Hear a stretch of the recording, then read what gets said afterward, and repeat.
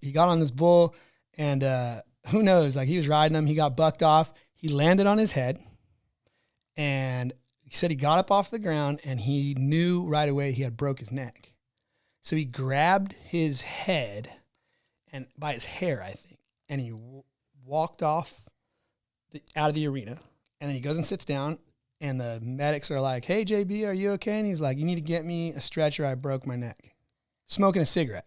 On today's episode of the Grab Matters podcast, we welcome on a very special guest, one of the best storytellers in all of wakeboarding industry, Rodrigo Donoso. Rodrigo is hands down one of the best photographers in the water sports industry, and he's been around basically since the inception of wakeboarding. We talk with him about growing up in California, what it was like riding on the Delta, getting into water sports, getting into other action sports as a kid. We also talk about his relationship with Corey Kraut and how big of an impact he had on Rod's life and a bunch of others as well. We dive pretty far into photography as well as how Rod kind of got his way into the wakeboarding industry in terms of being a photographer, some unique things he did that allowed him to be successful as a photographer in both the wakeboarding industry and then nowadays, you know, the rodeo industry and other industries as well. We also dive into some guest questions from Rocker Steiner, Josh Twelker, Trever Maurer, Garrett Cortese. Had a really great chat with Rod. Like I said earlier, he is definitely one of the best storytellers in all of wakeboarding. And there's no shortage of stories in this podcast with him today. I do want to give a huge thank you to all the Patreon subscribers. Your guys' support is literally what keeps this podcast going. So thank you so much. If you are interested in supporting the podcast, joining the Patreon is definitely the best way to do so, as well as supporting the brands that support this podcast. Without further ado, let's get into this episode of the Grab Matters podcast with Rodrigo Donoso. I approve waterboarding. They're talking about wakeboarding. The thing about wakeboarding, every trick is an invert. Backside. Air railing. A new dimension. All right, we're back. Another episode of the Grab Matters podcast. Today we welcome on a very special guest, Rodrigo Donoso. Rodrigo Snaps. How's it going? Really good. Thanks for having me. I appreciate it. Thanks for coming, man. Stoked you're here. You did a little golfing this morning, sounds like. I did. Went out to pretty close to your house with Brian Grubb. Spent a little time golfing with him. I actually golfed yesterday too. I had like a series of like plane flights that all turned out to me like running to my gate. So in the last 3 days, I think I've sprinted about 2 miles of airline terminal and sweat through like 4 shirts probably. And yeah, nothing changed. I have another flight tomorrow morning and I mean, I'm going to try to make it early, but I'm pretty sure I'm going to be sprinting to that gate. No better feeling though when you sprint and you make it. Oh yeah. Great feeling. Been on the other side of that, it's like a lot. Worst feeling because then you're out of breath and you didn't make it, but yes, you made them all. So that's it. What'd you shoot this morning? Oh, 80. I bogeyed the last 4 holes, so that wasn't great. Tough ending. Yeah. 80's good, though. I mean, you must be playing a lot then if you're shooting 80. I probably play too much. Yeah. There's like, I know that's, if it was drugs, I'd have a problem. How's that? Well, it's golf. Yeah. So it kind of is a problem, but yeah. No, I love it, man. I took 10 years away from golf because I just wasn't getting anything out of it. Kind of was frustrated more than I was happy with it. And then it ended up being like, I don't know. You know, when you're not happy with it, it's like, why are you doing this? It's kind of miserable. Yes. Yeah. Yeah. If I shot well, I'd be like, oh, I left so many shots out there, which I kind of just said right now. And then if I didn't play well, I was just like inconsolable. So I was like, you know, just a fucking asshole for the rest of the day, which isn't cool. So not a good headspace there. Yeah. No. That's, I can relate that to wakeboarding. I feel like if you're, or any board sport, you're trying to trick and like, if you have a negative headspace, you're not gonna be happy you landed it. You're just relieved. Yeah. Like, well, no, totally. Today, like I played well for the most part. And yeah, actually today was not so bad. Yesterday I played like absolute trash. Like to my defense, I got off a plane on 2 hours of sleep, thought I had at least an hour to warm up. By the time I got there, it cut it down to 20 minutes. And when I showed up and checked in, they're like, we're on the tee box. So I was like, okay. It started out bad. And I made a couple birdies, and I didn't even give a shit. I was just like, I was like mad, you know. I'm like, finally, you know what I mean? And I'm like, what am I? And then I ended up winning a skin, which was worth like $160. yeah, there you go. Yeah, I got invited to this game, and I was so happy. Like the course was beautiful, And like, yeah, I was sitting there and I was like, man, I played like trash, and I don't like to make excuses. So I was like I did only sleep for 2 hours, but I felt like, I should have done better, but I didn't. So, well, the thing with golf, and we'll move on in a second here, is you can always do better. You can't win golf. You can't beat it. That's right. That's right. Which is why it's beautiful in a sense, but yeah, the course is good. the course will always beat you. Unless you're Kim Jong-un. All right. So favorite, actually, no, we'll do Wakepants first and then favorite grab. Wakepants, yes or no? What do you think? Yes. Yep. And I think, gosh, they've gone through their phases, right? Like Shane is the first person, right? And he did it. And I don't know if anybody really appreciated that it was cool at the moment, but then they went away and it was almost like taboo. Like, do you wear wake pants, And everybody's like, oh, that's crazy. But then like people started just saying screw it and like dropping back in. And I do feel like some people really rock the shit out of them and they make it cool. And yeah. And I mean, some people Trever Maurer, I think he might've told you when he was on the cast, like his setup weighs so much. He was talking about it. Oh my God. Like if you pick up his clothes, you're like, you riding it? How are you not just jacked? I think he said he was riding with Josh one time. He's like, Josh picked up his stuff. He's like, how are you staying afloat out there? There's a lot of stuff that Trever does that we're just like, what are you doing, dude? His bindings are just like non-existent. He's basically wake skating. And we're like, bro, like how do you do that? And he's like, oh, I just like it like that, So Spencer Norris has given him shit for years, filmer. I think people that listen to this should know who Spencer is, but if you don't, like he's an incredible human being. And he's just like, bro, just like get a little stiffer boot. You'll land so much more shit. And Trevor's like, yeah, nah, I'm good. Yeah, but then I can't tweak it. Like I want to tweak it, So. Yeah. Trevor's got a great style. So yeah. Whatever he's doing. And he's stubborn as shit. He's like he's gonna do it his way, which I love. Favorite grab? Man, I think, gosh, I really probably like a really sick melon, like poked out melon, like where like your ass is almost under the board, and I've always thought they were dope, like from skateboarding, and like when you see the bottom of the rear foot, like, and if you can kind of mimic that, I think that like is pretty rad. And I also feel like it's all grabs when they're done correctly, like in a straight air or 180, I feel like are like the root of the beginning of something sick, right? Because if you can lock in that first part of a rotation or even just a straight air and make it look sick, then you're on your way to like, you have like that good base to keep going. And then like a lot of people, are racing to that next, 180 or rotation or whatever. And then sometimes they just kind of like maybe skip past like legitimizing the thing that they're, but I feel like if you like slow down to speed up kind of thing, maybe, but I've always loved that, a sick melon, like where just kind of, you just grab and push it out like there. a shot, like you're cocking a shotgun. You're just yeah. like, wow. That's awesome to me. I love how you just described that. There's some West Coast I can tell just oozing out there, but that's like very true. And I was talking with someone the other day and they were asking me if a grab is a trick. And I was like, yes, a grab is a trick. Like method's a trick, a melon's a trick, tail grab's a trick. Like these are tricks, and so you do those and then you incorporate them in spins and stuff. And for sure. It's good insight there. For sure. So speaking of West Coast, Cali, are you from California originally? I was born in Florida. You were? I was born in Florida. Okay. Dade County. Yeah. So. Really? Yeah, for sure. So how long were you here before going to Cali? 30 days, baby. Okay. So that's probably why I didn't know that. So like I was here for 30 days. Yeah, they burned the records. No, I was here for 30 days. My parents are Chilean, and my brothers and myself are the firstborn in the United States. So we're like first generation American. And my folks like had my older brother in Dade County and myself 2 years later.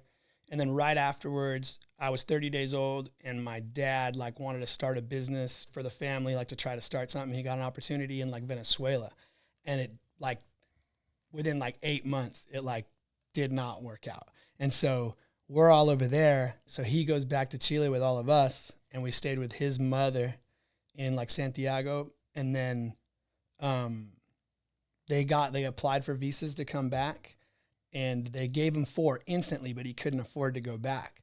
So he was like, oh, I'll just build up a little bit of capital to be able to take the whole family back up. And you have to buy a place. You have to not buy a place, but you got to like rent a place. And I mean, we were broke. So there was like, it wasn't like you could just like indispensable cash. We were like, yeah, we'll just go to America and buy a home. Like that wasn't like a real thing. That doesn't work like that. No. And so, so when he went back, they were like, yeah, we'll give you 2. But we got 4. I got my brother, my mom, myself, right? So he tried for like a few months, and then he was like, well, shit, like, I'm going to take Andy, who's my older brother, up to California, basically where we live now, like within like a 50-mile radius where we live now. And he's like, I'll keep applying, and I'm sure you'll be there in a week. Well, 3 years later, we make it up there. So pretty wild start. But we stayed in the Bay Area forever, and I've been within 35 or 40 miles of Discovery Bay my whole life, but I've been in Discovery Bay since I was probably 8 or 9 years old. Okay. Yeah, so a long time. I didn't know that whole precursor of Cali. I thought it was you're just a Cali boy at heart, but yeah, really Florida boy. Then you Yeah. bounced around for a little bit. Yeah, for Okay, sure. back. Okay, so I guess run through the childhood of growing up in California, because you probably don't remember much before that. I mean, in terms of like sports and like when you did first get on the water. Man, traditional sports first, right? Just because, I don't know, that's like what was going on. We had skating, like vert ramp stuff was like a big deal. But I was a little kid, I was like 6 or 7, and that's like when like Christian Hosoi and all them dudes were like killing it. And like there was definitely there was a definite like influence of badass like kind of rock and roll. That was like heavy metal was a big deal at that time. Like Motley Crue was killing it right then, right? And that was like one of my first albums was this thing with like I think it's like a friggin' pentagram on it. But with like we bought it because they didn't card you for shit back in the day, and it was a record, right? My brother bought it, and my mom was like, "What is that?" Right? Like, and she's like, "It's not," and we're like, "No, it's not. That's just music." And we didn't know what it really was, but there's all these like crazy songs on it, and we were super into it, like hair bands and just a lot of electric guitar, and that like was also like. Skating was kind of like wrapped into that too, because it was just like anti-establishment, Counterculture type stuff. Yeah, and it was cool, man. And we thought it was cool, and so that was the beginning of like getting into that kind of thing and thinking those guys were cool. And then, that kind of like took a dive. Like as far as popularity went, like it went away for a while, and then so like, but. Traditional sports have always been there, right? So like you play baseball, you play football. My dad was an incredible soccer player. Like he was a pro in Chile. So like he was good. Okay. He left Chile to chase my mom to the United States. So shout out Pops, or I probably wouldn't be talking to you right now. Big facts right there. Yeah. But yeah, so that does that. And then I moved to Discovery Bay, and like I met Corey Kraut. And that was my best buddy growing up. And I spent probably, if not more time at his house, an equal amount of time at his house that I did in my own. Yeah. And so he was the one, really. We had another buddy named Shannon, and then a couple other of the homies that like we all liked the water. My buddy Chris Asbury, and like Shannon Trollia's, like he was like a BMXer, like sick, like racer. He was actually buddies with all the dudes that started freestyle BMX. Like, and I mean like not freestyle like where you spin the bars in a parking lot. Like the dudes that were like Nastasio, like all those dudes were racers. They were bike racers. But then they started their own thing, and it just like timed out so perfect because they like got rad right before the X Games started. And then the X Games were like, we need you guys. And they just blew up, right? Yeah. And it was kind of in the beginning of wakeboarding. Like we were watching Byerly videos and watching, we're watching all the videos, but like we're sitting there, checking them out, and we're picking out the rock and roll dudes, right? We're like, oh, dude, look at this guy, Byerly's like, that's the dude, right? Like I'm going to need that pair of shorts and that board and all that shit, right? And Gators just going off. And like, so you're seeing all these guys, these personalities. And then like, Corey basically was like, dude, you got to we have this shit in our backyard.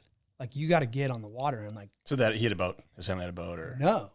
No, this is actually really cool. So he didn't have a boat. He had, at the time, his mom was going out with this guy who had a home right across from, the Delta's a weird place. Like there's fast water, right? So there's a 5 mile an hour zones and then there's fast water. And so the closer you are to fast water, the faster access you have to getting out and riding, right? So they were already kind of doing it. Like my buddy Darren Razor was really good buddies with all of us, right? And then like Rich Ficciano, who's a legend, like he came in, Corey met him, like it's just a crazy deal. But so back to but before all that, he was like, all right, they bought this board, this wakeboard, and everybody went in on this wakeboard, like this Gator 69, like the one you have on the wall. Yeah. But it was the Gatorade one. I'll put a photo in because it's iconic, so sick. Badass, right? And everybody bought that board. And dude, like Corey would take it out to there was this little island separated the homes, and they were like legit, like they would like hitchhike rides. They had the sickest wakeboard and be sitting on this little strip of land in between the slow water and the fast water. And like people were like, dude, is that new wakeboard? And he's like, yeah, I'll let you ride it. Just take me for a rip. And so like, and then like him and like Darren and Rich, and then our buddy Joe Miltner and this like Bob Opsley, like a bunch of older like riders from the Bay Area and from like Discovery Bay, they would all, they got together, started out like on tinners, you know? Yeah. And Darren Razor was legitimately probably one of the most talented water athletes, like motion sports athletes I've ever met in my life. And he just decided to do something else, but he was the only one that I know that like we were on the boat one day and he did a skeezer, right? And at the time we didn't even know what it's called, but like we went on the boat, everybody does their normal stuff, right? And they were always way better than I was. Like I'm trash compared to those guys now, and I was never going to be that, but their ability was like pretty like prominent. You could see it. You know, you're like, damn, these dudes get it. Well, Darren was like a level above most people, right? And he just goes out one day and like does this skeezer, and we're like, what the fuck was that? Yeah, and for those who might not know, it's a switch crow mob. So he says that. Yeah. He goes, yeah, it's like a switch crow mob. And we're like, where the fuck did you learn that? And he legit looks at us, dead, like straight face, and he's like, oh, I was just reading the instructional in the magazine before we came out. And I'm like, what, dude? Like, are you serious? And he's like, yeah, he's dead serious. He's like, yeah, I saw like, it might have been like Thomas Harrell. Yeah. Like, and he's like, yeah, I just saw this. And he's like, yeah, it's like right here in Alliance or maybe Blue Torch even at the time. Yeah, probably. Yeah. And so, yeah, just unbelievable. Like, I was like, wow, are you serious, dude? And yeah, so those guys, like, yeah, they were the beginning of that whole deal. And they were the ones that opened my eyes to like wakeboarding. Like, and that probably was in like, I want to say like maybe 1992. Okay, like early 90s. Wow. So whenever that board came out, because there was the Shapiro with the phasers, like, and all that. And then like, I think the following year, this thing came out. Yeah, it had to be right in that. So I think it was right around there, 92, 93, maybe 94. I don't know for sure, but somewhere around there, but a long time ago. And definitely without Corey, I would have never known. He was like, dude, you have this incredible thing in your backyard. You should try to get into it. Yeah. And just, so I was like, all right, cool. Like, let's check it out. So I got the invite, like, and the introduction, I guess, like that way. Yeah. Cause you were in the other action sports, obviously, but those are a lot easier to do. So you kind of have to have someone nudge. And it sounds like Corey was just like hitchhiking rides all the time, like just making it happen. Dude, he was, yeah. Corey was a special dude. Like that guy. Yeah, he's a special guy like that. I learned a lot from him. you don't grow up with somebody that like that. Like everyone's got like one incredible friend that they grew up with, and that he was like that guy for a lot of people. Yeah. Yeah. For a lot of people. So, yeah, I mean, in the 20, I think he passed away when he was 22, maybe 21. But I'll tell you what, though, in 22 years, we're good. Did a lot more than 22 than a lot of people do. For sure. Yeah. For sure. I feel like that's one of the highest compliments you can give somebody of that. So, yeah. I mean, I do want to talk about Corey Kraut a little bit because I feel like most people know, but I definitely think probably a lot of the younger generation might have no idea. Sure. Just, I mean, you kind of ran through who he was, but maybe like just his career, maybe, at the end there, and then, well, obviously what did happen. Yeah. Yeah. Well, okay, I remember the day that he got the phone call from Greg Nelson from Double Up. Like he called Greg Nelson, or no, I'm sorry. Greg Nelson called him, and we were in his kitchen, and he was like, hey man, I'm going to be in the Delta. Do you guys want to come out and ride with us? And Corey's like played it cool, and he's like, oh yeah, totally. He got off the phone, and it was like freaking like a little girl at a Taylor Swift concert. You know what I mean? Like, oh! So we were just, because we were big fans of Greg. Like Greg was one of them guys. He was one of those guys like that you watch him ride and you're like, damn, like that dude's got, like he's flowing, right? And yeah, I mean, like, dude, we had like, there was a few that we picked, that we wanted to emulate. And like Greg was one of those dudes. If you could just lay down carves like Greg, then you had something going, just edge to edge, just sick, super flowy, and just like doing its own thing. Josh Smith was like that. Definitely Josh was one of the guys that like knew from snowboarding, because a lot of the guys were East Coast, right? And they surfed, right? But they never snowboarded really, right? So like snowboarders were pretty gnarly on like grabbing your board correctly, and like if you were doing something shitty, they were like, hey. There's a strong culture for that stuff. Yeah. Yeah, that would have been cool if you weren't lame about it. You're like, it would have been great if you did it better. Yeah, straight up. So you kind of learn, and so you seen the Josh ride, and you're like, damn, he's like definitely like intentional, doing sick shit. Like all of his tricks were like really good. He was ahead of his time. Eric Schmaltz was the same way. Thomas Harrell, same way. Yeah, and I mean, like a lot of the guys, like Chase was a sick rider. You watch Chase ride, and you're like, somebody's like, you could tell that they did it like, they definitely studied from the same playbook. Yeah. You know what I mean? And then there was guys that were just incredible athletes, like Darren Shapiro is an incredible athlete, and still is. I think the dude's still like a world champion in his bracket in jiu-jitsu right now currently, right? Like, yeah, he's a stud. Like I don't think there's something he couldn't have picked that he wouldn't have been great at. That's a good way to put it, yeah. Right? Sean Murray. I mean, dude, how long can you be that good? Like what? I don't know who I was talking to. Maybe JB was trying to get him to do a double flip, wake to wake double. And I was like, you know what? He could. I bet he could. He could. I just don't. Yeah.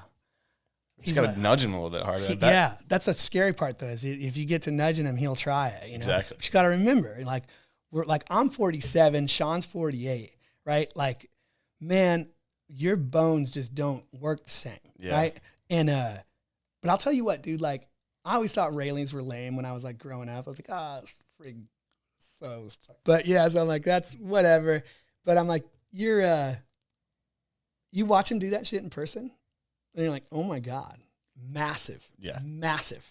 And still to the day, we go out and shoot Hyperlight catalog, right? And you're just, I mean, I can't wait for him to do it. I'm like, Sean, right now is the time. Bust one out, dude. Bro.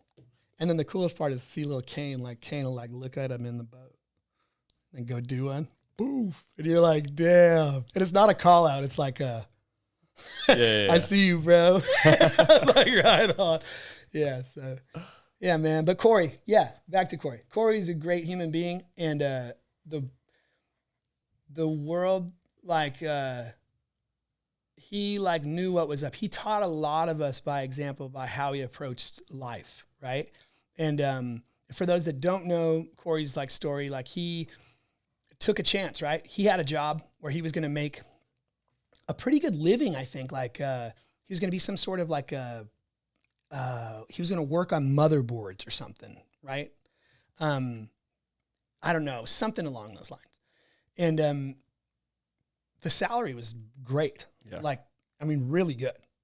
This is in like whatever, I don't know what year we were 20 years old or whatever, but he decided, I'm not going to do that.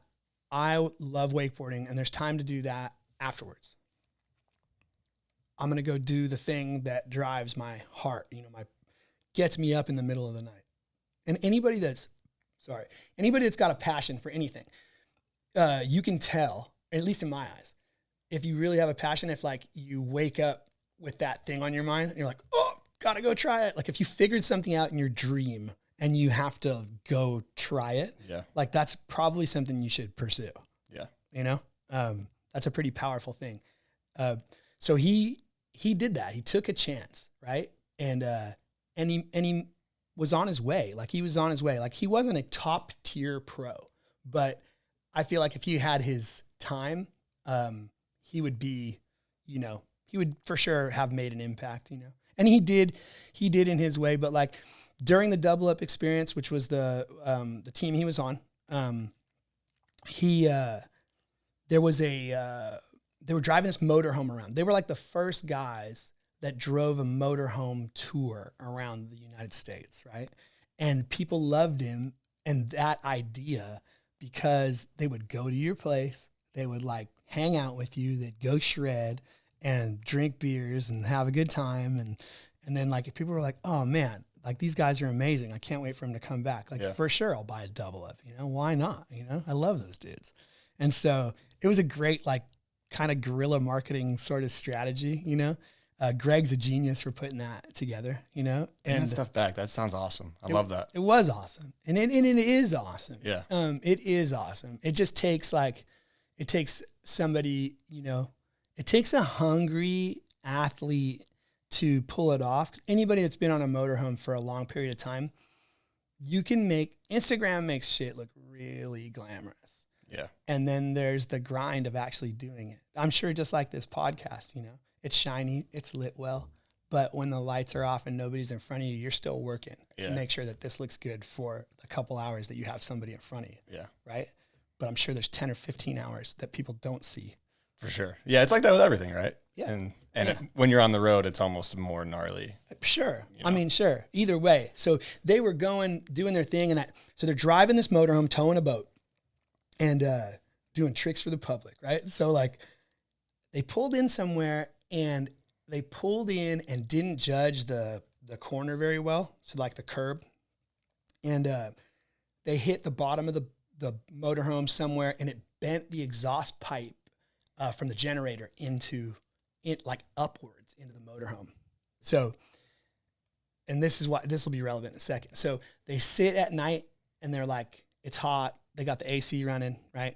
And they're chilling in the bus, and there's a main bedroom and it's got a door, right? Rich Vachano's in that bedroom, and him and his wife are in there right now. Like they just got married. So like it was his girlfriend at the time.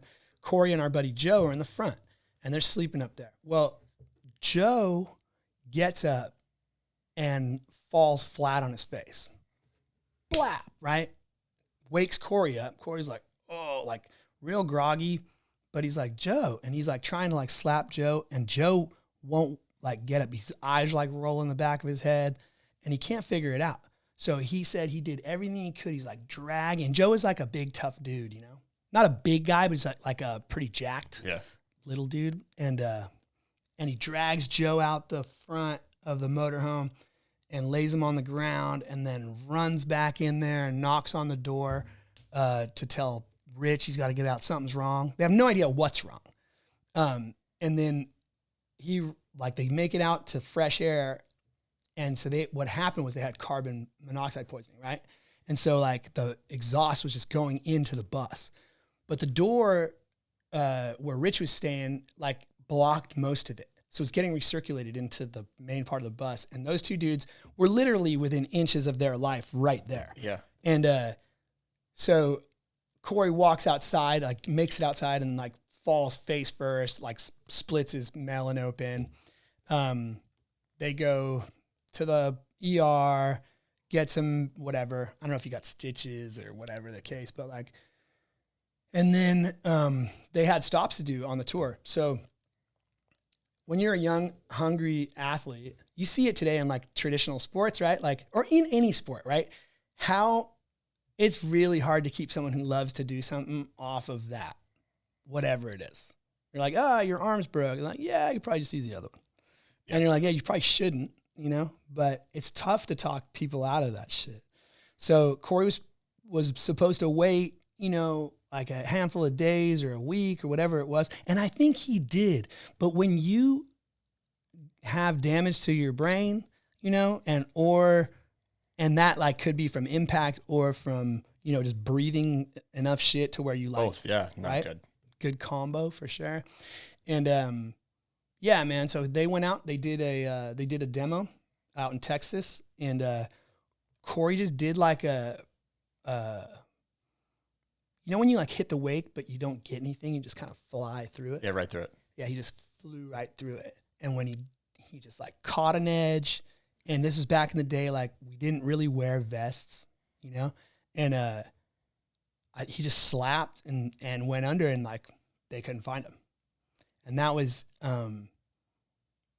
tough, dude. That was tough because, at 21 years old or however old I was, 22 years old. He's a year younger than me.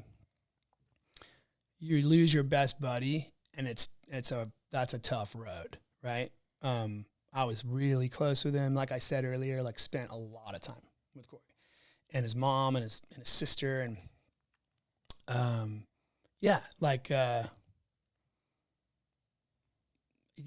man, he was a special dude. He lost his life early, and I wish he was around. But at the end of the day, I tell people this all the time, like the shit that makes you cry, like if you cry because you lost somebody, if it hurts because you lost somebody, you're lucky. Because if you lose someone and feel nothing, there's not much to that relationship, So it was devastating, and it was devastating because I loved him to death, and I still do. There's not a day that goes by where I don't think about him. Like he's a massive reason. And I talk about like him introducing me to the water that was already in my backyard. It opened my eyes to it. But the bigger part actually was that he took the chance to go do something that he loved. And I, at the time, was working for my dad in Santa Clara, which is like the most awful commute you could ever imagine. Like it's an hour and 20 minutes if there's no traffic, right? And it's a 2.5 to 3 hour commute when it's plugged up. Those are crazy numbers. Bro, 5 to 6 hours getting to and from work.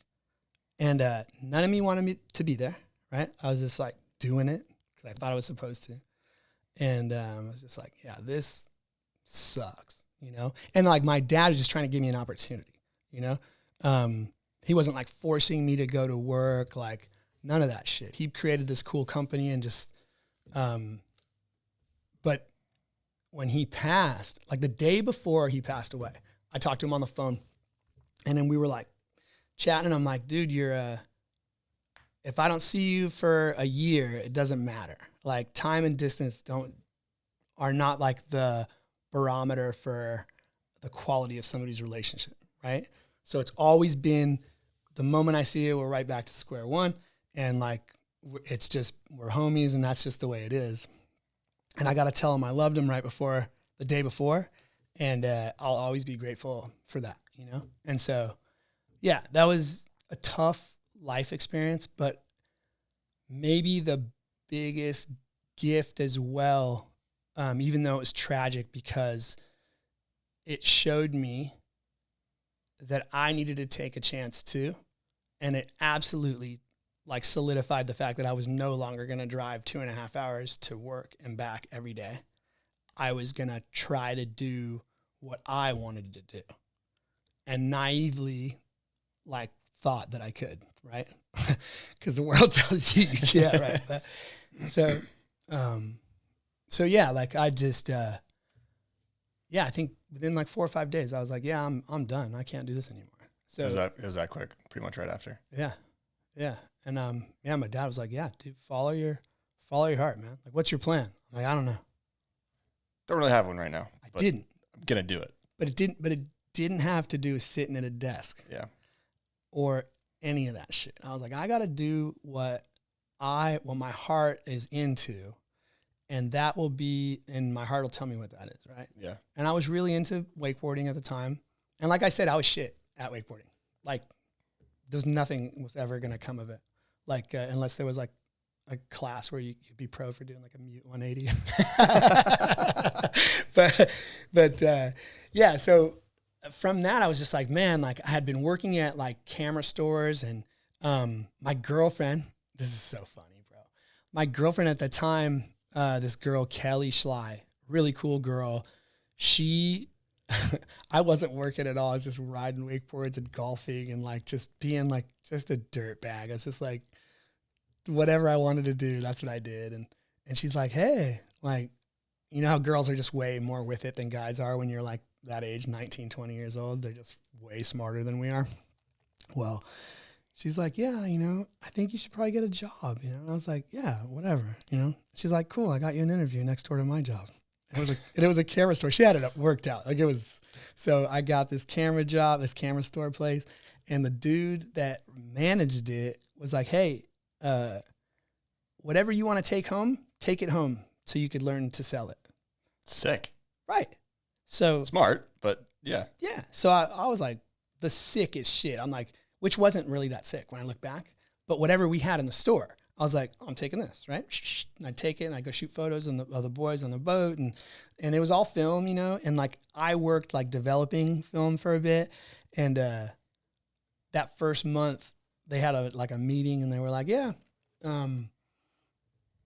let's have a sales meeting, and Rod, why don't you come here? I'm like, sure. So I come over, and they're like, all right, so we're going to go through the numbers. And I just got a question, like, how is it that the guy that's developing the photos outsold everybody in the sales department? In terms of you're selling cameras to customers. Yeah. And you're not a sales. At all at the time. Like the first month I was there to develop pictures. Yeah. But he told me I could take the stuff home. So I was just really juiced on the, Yeah. I'd come back and like people would come in, they'd be like, oh, I was looking at this. I'm like, dude, you got to check this out. Well, sales is just a transfer of energy, right? Like you have the energy of the product. So and I they're gonna believed feel it. So I wasn't selling it. I was like, Yeah. just telling you what I did with it. And I was truly stoked on it. Yeah. Yeah. So, and I believe that that's like the best kind of sale that you could make, because it's not a sale at all. You're just like you said, you're transferring energy. You're like, dude, this, you got to, like, if you're into that, like, try this. Pretty cool. Yeah. You know? And so I sold a ton of shit like that. And then that was like my, like, coming together of the two worlds of like water sports and photography started right there. So like I should probably still send Kelly Christmas cards, because she was the one that like got me into the whole deal. And but yeah, so that was like the beginning, man. And then like from there I was just like I said, I naively just thought, shit, if I take photos, you know, I could be a part of the sport somehow at a higher level than my ability allowed me to be. Yeah. Okay. So that thought was in your head of like, okay, I'm not going to be a pro rider. I got a good mute 180, maybe a little half cab situation here, but you know, nothing crazy. You're not doing anything crazy on the board, but you can be involved. Correct. Behind the lens. So I guess walk through that progression. Cause do you remember the first published photo you had and how that whole process went? Yeah. The very first published photo that I had was, it was a photo that Joey Meddock had come out with, Byerly, Gator, Chad Marin, and a handful of other guys. Rich Fachano was there. Rich lived with me at my house, and all these dudes crashed on my couch, and like, or not, they weren't all on the couch. That would have been pretty weird, but they were all over the front room, right? Just like sleeping bags and just whatever, right? Real smoky room. So we were doing our thing, and Joey came, and Joey had this, this crazy hard case full of camera gear that he had shipped over. And this is back when you shot slide film, right? So there's like rolls of slide film, couple camera bodies, massive lenses, all the shit that if you were like wanting to do it, you'd be like, oh my God, you have that lens. Like that's insane. It's the gold mine. Yeah. Oh my God. I was just like blown away. And so Joey was so cool. We went out, we shot with all these guys, right? On the Delta. It was like one of the stops. And I believe he was on a job for Wakeboarding Mag, but he also did some stuff with Alliance during that trip. And so we would go out on the boat and I'm over there with my camera. I have my camera, right? I have this little Nikon F100 with a motorized grip on the bottom. So it shot a few more frames. And I had an 80 to 200 lens, like this push-pull zoom lens. And it was a good lens, you know, it was a 2.8. Like I knew enough, and I was decent at like exposing pictures, you know, and, but he like told me like, you know, like, hey, just try to like, I don't know. He like gave me like some basic settings to like freeze action, right? He's like, this works out well for this slide film that you're shooting. All right, cool. So I took his advice, and then, I'll always remember I'd be like drooling over a lens, and I was so intimidated to ask anything, you know, and he'd be like, if you want to shoot that, put it on your camera. And I'm like, serious? Like, fuck yeah, right? So I like grab it, like this is so cool, right? And I'm like, and it's like literally like Byerly is like, I mean, dude, he's always been very cool, and we're good friends now. But at the time, like, he was a nice guy to me always, but I was just in super awe of Scott Byerly. Like, I was like, damn, this is the dude. That's the dude. Because you get like this vibe where you're like, you see him on camera, and you're like, man, that guy's cool as shit. Like, I would hang out with him. That'd be cool to hang out with him. And then you meet him, and he is that. And you're like, that's really cool. Because a lot of people could disappoint you, and Scott does not disappoint. So anyhow, long story long, Joey hands me a fisheye lens, and he's like, yeah, check this out. And like, I took a picture of Joey. He might have handed me his camera to look through his lens. And I took a picture of him, and he remembered that I shot that photo, and he turned it into the magazine and made sure I got credit for it.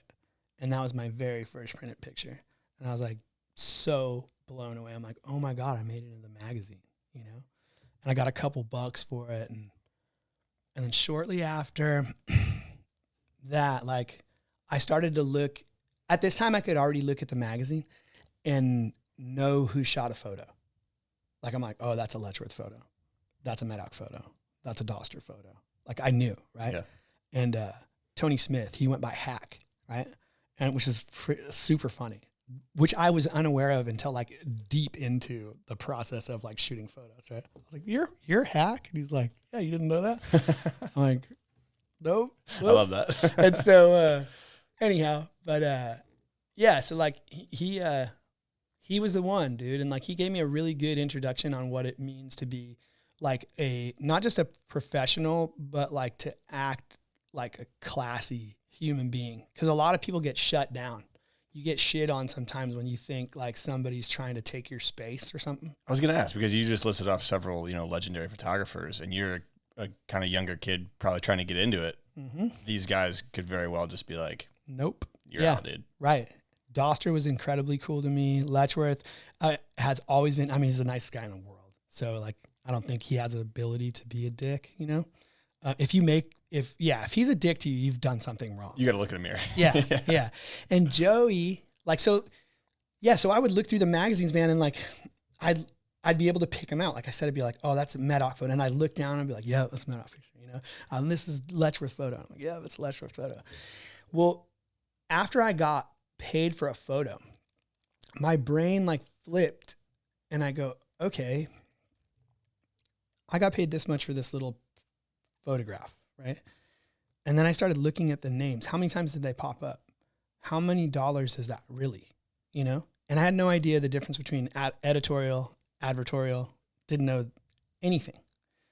So when I say like I naively thought that I could do it, like I legitimately naively thought like, well, shit, if I just get like 10 photos in between 2 magazines, I could pay rent, you know? Like, it's like I could pay my fucking fucking rent. So, and I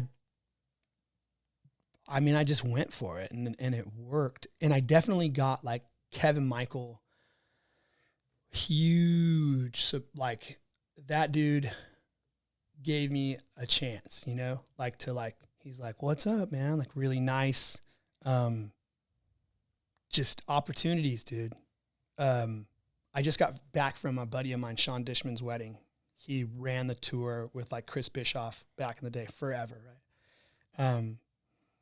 Guys like Bill McCaffrey at Alliance and stuff. People, you could be incredibly good at something, and if nobody gives you a chance to show it, no one will ever know.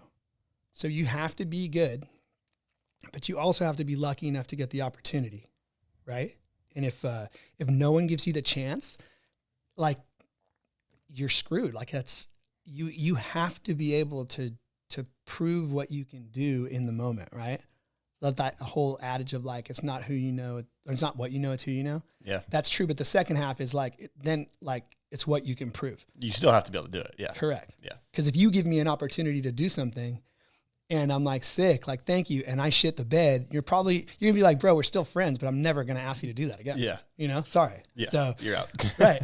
Yeah. So, you know, to get like the opportunities, like Kevco gave me the opportunity, and he, you know, and Grub, I stayed the night at Grub's last night, and I'll probably stay there before I go again. Like I slept on Brian's couch forever, like every summer, just be like sleeping on the couch or in the beanbag in the front room, like just trying to figure it out, you know, but being around top tier people, right, makes you better.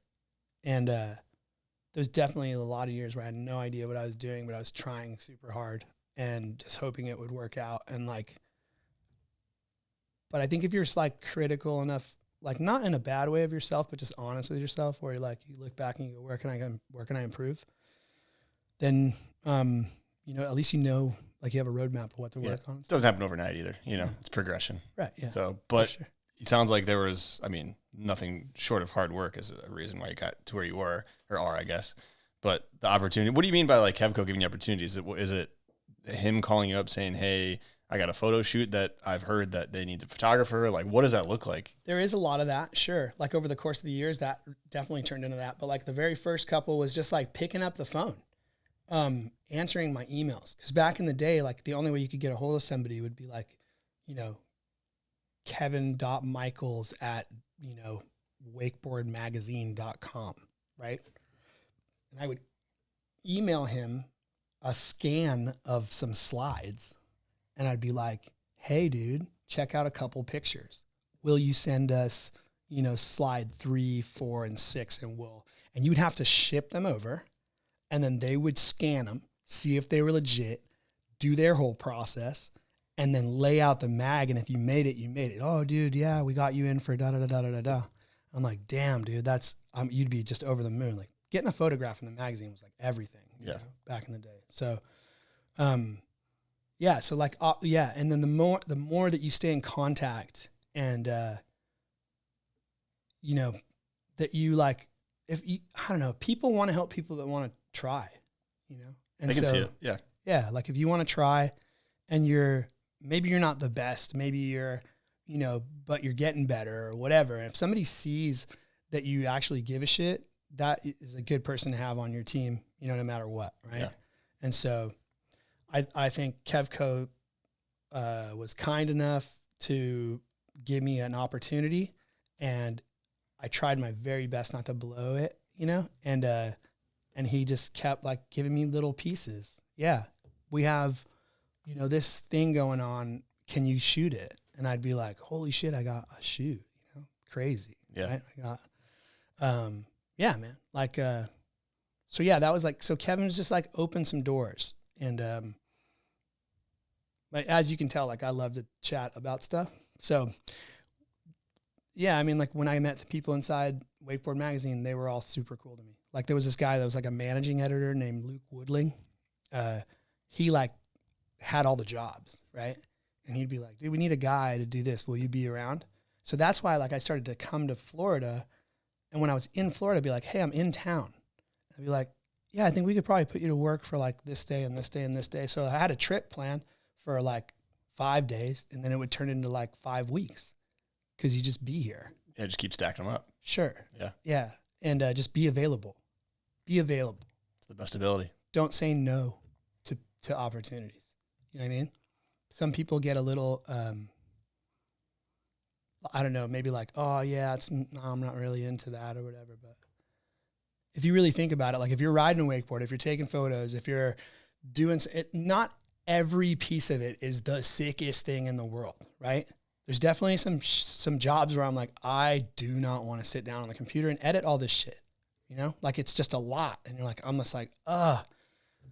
But if you have that attitude, it's going to suck. But if you like look at what you're actually getting to do, yeah, there's certain things that suck, but there's so much more that's like rad and even more that's way shittier. Yeah. So you're like, dude, you chose this thing. Like, why would you then combat this thing that you chose? Yes, there's some parts of it that aren't awesome. You know what I mean? But I think people get a little caught up in focusing on the unawesome parts of certain stuff. And also like, you know, when you choose to do something, it's always rad. When somebody makes you do the thing that you love, it might strip some of that from you. But trying to step back every now and again and go, well, I am doing it. Yeah. Either way. Yeah. I mean, I've broken up with girls over like, oh, you know, you need to get a real job. And I'm like, that's probably not going to last very long. Cause I don't know. I'm like, you know, if that's how you feel, then I'm not quitting this. Like I chose this, you know, you chose this and now you don't like it. So maybe it's time to kick rocks. Like I'm good, you know? So yeah, there's not everything is always like golden. And there's, you know, when you get into the deep parts of the business of your passion, there's some thorns you can step on. And if you focus on those thorns, it'll suck. But if you just pull that motherfucker out and you just keep going, you'll be all right. Yeah. That's a great insight too. Cause I think, you know, you're doing it on your own as a photographer. You're basically, you know, an independent contractor for lack of a better term. So you can, you know, probably later on in your career, say no to things, but at the beginning, you can't just be saying no left and right. It's like, well, the opportunities aren't going to be as fruitful and plentiful as they will be further down the road after you say yes to all these things. So for sure, that's some good insight. Speaking of Kevco, we got a guest question, not from Kevco, but from a guy who worked at Alliance and Wakeboarding Mag, Garrett Cortese. Love Garrett Cortese. Rodrigo, what's going on, my friend? It's Garrett. I hope you're enjoying this podcast interview with Hunter and just having a merry old time. I can't wait to listen to it, but I'm going to fire off some photo-related questions for you since I've had the absolute joy and pleasure of not only combing through your photos and submissions over the years as an editor for magazines, but also just working side by side with you as a photographer who is not only inspired by your work, but a fan and a friend. So here goes. Number one, Canon or Nikon? I'm just kidding. That's the stupidest photo question ever. Don't answer that. I almost did. But we know it's Canon. Number two, what is your favorite cover shot you've ever gotten over the years? And maybe it's because of the specific way you shot it or the action, or maybe it's because of the story behind it. So I'd love to hear that, some insight. And then also, I'm also wondering, I guess this would be number three. What has changed the most for you in terms of approaching photo shoots over the years? Obviously, with there being less editorial outlets and everybody sort of having their own channel, the way we approach content has changed. And I know in some respects it's almost less of a free ride approach to photography where you just let them go and ride and shoot what you get. And you try and, everything's a little more commercial. So I'd love to hear how some things have changed for you, what you've learned over the years, and how you approach doing some wake photos now. And then my last question is a sort of a two-parter. Number one of the two-parter, what's your favorite slough on the Delta? And number 2, what's the dirtiest thing you've ever seen on the Dirty D? Gotta love the old Delta days. Love you, brother. Hope you're doing well, and can't wait to listen to this one. Take care. All right, so we had quite a few there. 4. I mean, you could do. good. You were gonna do Canon versus Nikon, but Nikon, but that's okay. had that one sorted. Yeah. First one was favorite cover shot you've ever gotten. Man, that is tough, dude. That's tough. Gosh, dude, because every one of them is so rad, like to get. They meant so much, and they still do, but like, it's so different. If you're young and you've never held a magazine with pictures in it that like came out every month, and you didn't understand like what it meant, the excitement level of like pulling spreads out of a magazine and like pinning them to your wall, to being the person that somebody might be pinning to your wall or end up on the front of a mag. Like, I mean, dude, not to mention that like back in the day, like you shoot slide film, man. It might take you a week to see what you did, you know, like, and then you get like to this point where like nowadays, like it's the sickest shit you've ever seen in your life, and you're just flipping through it. Woo! Like no big deal. Desensitized, you know, completely. And it takes a very like, it's crazy because the people with the most ADD are most honed in on how sick shit is for real, which is funny. It's kind of a oxymoron. Yeah. But it's true. So my favorite, oh God, dude. Do you guys remember like Union? Yeah. I got this one photo. There's this like aqueduct pipeline in like right outside of Discovery Bay in this little town called Orwoods, and it like takes water from God knows where all the way down to LA, right? They're big pipes, and they sit on these concrete pillars, and they're like Discovery Bay is at sea level, and some of the places are a little below it, right? So if that makes sense, Yeah. like there's potentials to flood and a lot of levee buildup, blah, blah, blah. Well, Orwood is on the water, and this pipeline goes through a couple, we call the waterways of the Delta sloughs. So like for people that live on lakes, the Delta's like a big road. And if you're driving on the left side of it, get on the other side. Just quick disclaimer. But yeah, so like it'll go through a couple parts. Well, there's this one spot where those pipes go through, and we hadn't had rain for, I really want to say like, and I don't think I'm stretching this. I think that we were in a drought for like 17 out of 24 years or something like that. Like, and droughts are kind of a touchy like deal, like as far as like what constitutes a drought. It's just like less waterfall than what you had the prior year, right? So, but it was bad. We like legit didn't get rain for a long time, 7 years, you know, like no rain. You're like, so there was this one spot, and we were always like, damn, dude, it'd be sick if that filled up with water, because if it did, like these concrete blocks are sick, right? Like they're really sick.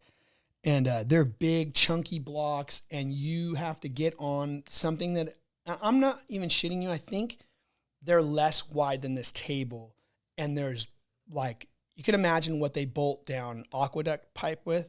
It's gnarly hardware. Yeah. You catch that, and there's not going to be a good future for you, right? And then getting onto it, I mean, how do you get onto it? Like, we're looking, we didn't know. There's never been water in there, you know? So you're like, trying to picture it, but yeah, you just never know. And so it rained one week, like for like 2 days. And like, dude, it was just building up. And Trevor's like, dude, we got to go do that. Like, now's the time. And shout out to Trever for never missing an opportunity. Like, at the end of his life, he will have like equivalent of like 50 lifetimes, because he just does not miss an opportunity. So he's amazing for that. And he'll pull you off the couch when you're blowing it. He'll pull you off the couch to do something. You need friends like that to get you going. So him, Josh Twelker, myself, and Tanner Pigrene, stud, badass. And even little Austin Polterock came out there. He was like, we got these flooded spots. We were winching, so you need a crew, right? Like none of that shit happens on its own, right? So we went and we did a couple of different spots, and then we ended up back there, and there's water in this deal. And he's like, man, like Tanner, I believe Tanner got a sick photo inside of, I can't remember what magazine, of it in the daytime, right? And it was just 50-50, but it's so sick. It's like, you know, it's bad. I loved it, right? Yeah. And I brought some flashes, and like flashes are cool and also challenging because you only get one pop, you know what I mean? So you have to make sure that you get it. And I do feel like shooting film helps with that, you know, because you don't get into the thing of like relying on ripping a bunch of pictures and then like picking one, which I have done. And I'm like, God, I got to stop because that makes editing suck. And then he did it. He got a sick shot. And then it started to pour rain as the sun went down, right? And I'm like, okay. I have this in my head. I'm like, dude, you've seen those photos in snowboarding where like somebody's got a light at the end of a half pipe and it's snowing and it's just backlighting all this falling snow, and like you see somebody just doing just a massive like melon straight up, like, you know, corked whatever, like, and you're like, dude, that's just wicked looking, all silhouetted, but all the right parts are lit up, you know? And I'm like, dude, we could do that right now in the rain. Like, it's raining. Are you down to hit this? I'm going to throw a light way back there and just see what happens. And I can't guarantee you that it's even going to work because I don't know if the trigger is going to pop. It's raining. We're in the water. Like, none of that is supposed to work, right? Like the remote triggers like legit tell you like they don't work around water or vegetation or really. Yeah, there's like you have to play a lot of games to get them to work, right? So if anybody's out there struggling with flash, it's not your fault. It's that they make shitty receivers. So anyhow, so like he's like, yeah, let's do it, right? And I mean, like, so he goes for it, and in first go, man, like he does it. We pop this photo, and it's like exactly what I thought. Like the pipes are like backlit, so there's like light coming down the pipe. Sick. And he's like in this perfect, I hid him like perfectly behind the light, and all the rain is like, you could see the rain, and he's just got this silhouette of him. And I don't know, man, like you want to say that like, yeah, I totally envisioned that, you know, before. That was way better than what I thought it was going to be. And I was like, damn, dude, like I wanted something like that. Like, and how do you get that in wakeboarding? You know, like it's really tough to get that. And, not a lot of dudes riding in the rain and throwing flashes out there, you know? And so that was just a memorable one because it was like, so I'd have to say that's one of them for sure. But there's so many, dude. Like there's so many special ones, man. That's a good one though. I love that. Yeah, I love that. Like that might be my favorite one. It's so sick because it's like a color photo, but it almost has a black and white feel too. Yeah. And you're just like, it's just epic, and silhouettes are amazing. You know, when they're done well. And I'm totally picturing the snowboard photos that you're referring to. And yeah. It's like, yeah, you don't do that. Like you don't do that in wakeboarding. Yeah. It just doesn't. You don't have snow. You don't have all this stuff, but you kind of did. I'll share one with you that I did floating in the water of Josh Twelker, where I just happened to. He drove by. And I would put the flashes on the boat. And a lot of times, like, I'd be, like, in a chase boat, and I'd have, like, a fill. And then, like, the flashes from the boat would be, like, you just encompass the rider with a lot of light. And I didn't have a chase boat, but we wanted to shoot. So I threw a light on the shoreline, like, on the levee, and Josh was just doing drive-bys. Well, that light was, like, working, like, every 10 tries, right? And it just wasn't happening. And the sun started going down a little bit. It was getting darker. And every time he'd ride by, I'd just wait. And, like, I'd pop one. And it made the craziest, like, backlit, like, photos with, like, the spray of the board. And, like, not every photo was rad. But the ones that were rad were really rad. And, that kind of, like, that was the thing that opened my eyes to the possibility of doing that. And then when we went to that spot, I was like, dude, this is the time to try. Yeah. And luckily, like Trever, like was down to try it. I take putting people's safety very seriously. I know what the riders are doing, and I know that riders have a shelf life, and I don't want to be a part of shortening that shelf life ever. Yeah. Like ever. Like if it's sketchy, if it's, if you've ever been around me and you've gotten hurt, like I guarantee you I'm the first person in the water to get you. Like, yeah, like I don't take that lightly. I know that like I'm out there shooting photos of you. You're putting your safety on the line, and I will never stop you from doing something that you are intent on doing. But I'll absolutely talk to you about like, hey man, like, you know, just got some possibilities here. Like, what do you think about this? And if you look at me dead face, like, hey, yeah, we're good, bro. I got this. You know, I believe you. Yeah. Right. But, if it's not cool and you are maybe a little out of sorts and like, cause you get out of sorts sometimes, you know, even if you're the best, it doesn't matter. Like it might not be your day. You might as well just have a real conversation and be like, bro, we can come back tomorrow. Yeah. You know what I mean, there's no reason to like push. I'd rather come back tomorrow and get it than try another one today and have to wait a year to try again, or even worse, never get to try again. Yeah. Right. So yeah. So again, like Trever, you know, putting his safety on the line, Tanner putting his safety on the line to like do it. I think he was the first one to do it. So yeah. He did it. Guinea pig, that's the hard part. Yeah. Yeah. Tanner is like seriously probably one of the sickest riders that nobody really knows unless you're like deep into the like scene. Like, yeah. Yeah. He tried hard and was not just a try hard, but like a ripper. Man, he was good. Like, yeah. Watching like, damn, this dude's really good, you know? But yeah, so that cover was special for sure. That's a good one. Yeah. I like that. I'm sure I can dig that photo up and I'll throw it in here. And then a couple others. He said, what has changed the most for you in terms of approaching photo shoots over the years? Yeah. Broad one, but. Yeah, and I think that he kind of mentioned like the difference between like, you know, magazines and social media and, right? I don't know if, I think the very most important thing that there's like a couple different things, right? There's two sides to a photo shoot if you're not just doing it with the boys, right? If let's say you're a sponsored rider and you got somebody paying your bills and they expect something from you for their investment, right? Sometimes it's unrealistic, you know, and it's not their fault really. They just own a business and they're like, don't understand what you're doing or what I just said about like safety and like, and also like key factors of like, was it nice out today? Could you actually get a bunch of shit?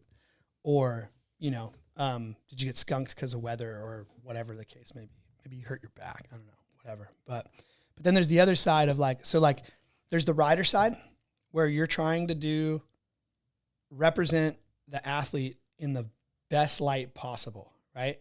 And that's a big deal, right? You don't want to put out garbage because you are ruining their reputation, and that's not okay to do, right?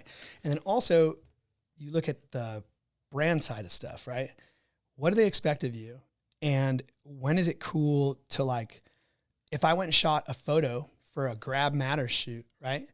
And you paid me to do it, and I posted all the shit before you got it, you're pissed. And you have every right to be. Yeah. You know what I mean? But some people don't get that. And I think because we grew up with the magazines had this thing called first rider refusal.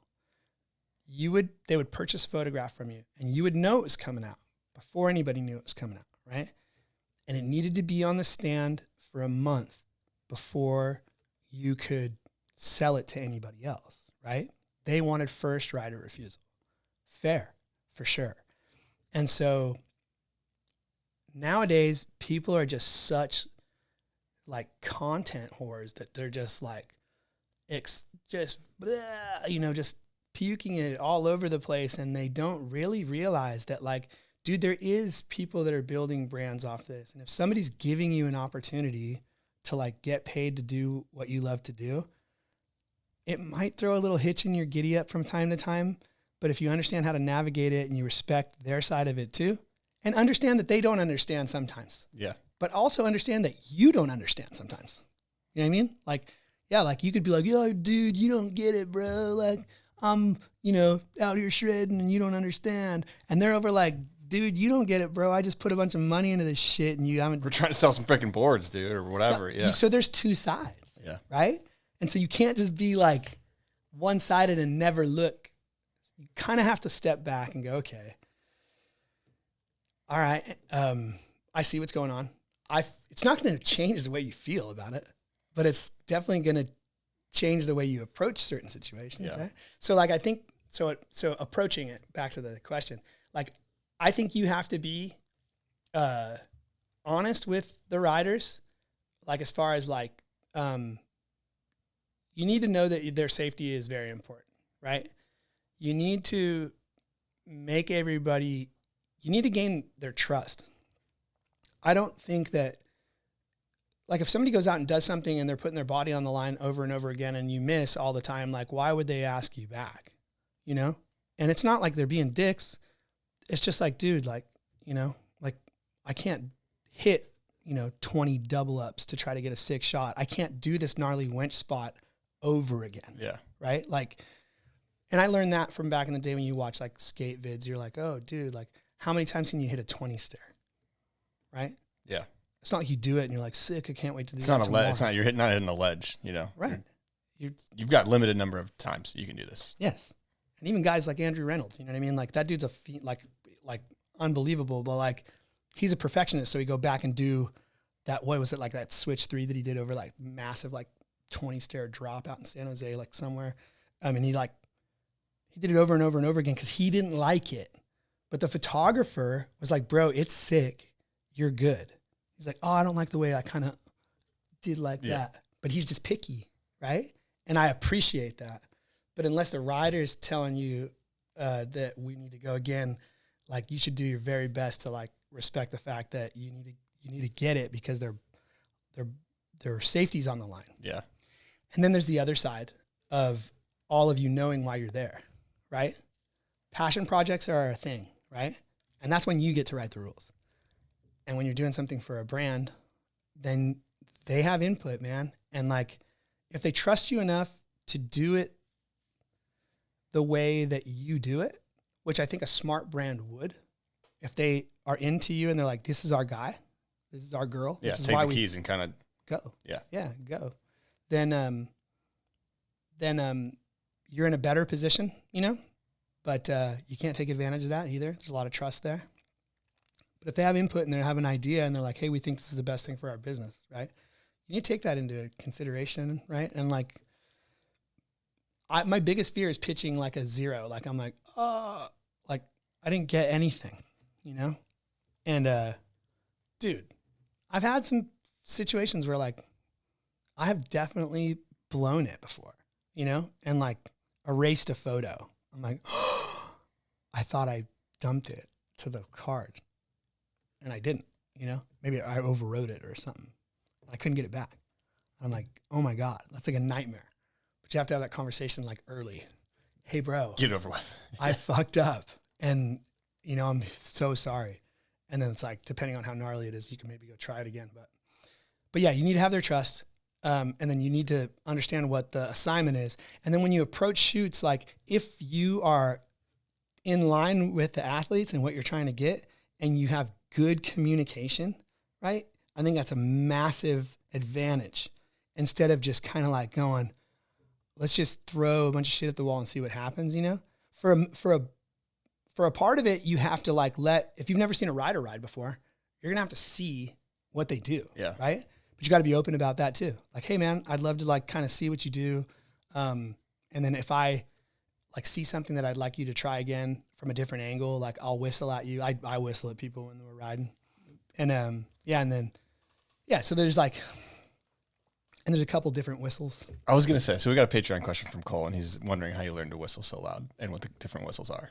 The different whistles are, Brian Grubb and I were sitting on our couch, and our buddy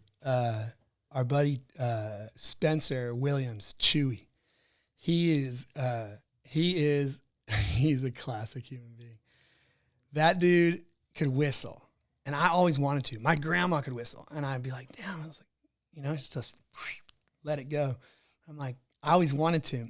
And we asked him one day, we were sitting at Grub's house and Chewy lived with him. And BT, Chewy, and Grub all lived together. And I'd be over there, like I said, for like the summer or whatever. And we'd be like, bro, how do you whistle? And he's like, oh, you gotta kind of like do like this. And he showed us a little bit. And so we sat on his couch, like trying it, right? We're like basically spitting all over the place.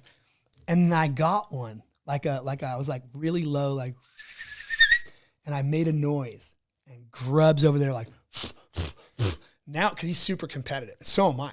So he's like, oh shit, he did it first. So like, I'm like holding it. I'm like, oh, I'm about to pass out because I just got it going. I'm like, I got to get the feel. And then Grubs is like spitting. And then all of a sudden I'm like, oh, I run out of breath and Grub starts going. And I'm like, oh shit, I can't be one and done. So I start going again. Now I can't get it. So we're both like, we're both nearly blacked out on his couch, like trying to learn how to whistle. But that was the first time I got it. And once I got it, I just never stopped trying. And then you get to a point where you can like just do it. Yeah. So there's definitely an attention getting whistle. And it's like a sharp, it's like, yeah. Punchy, yeah. Yeah.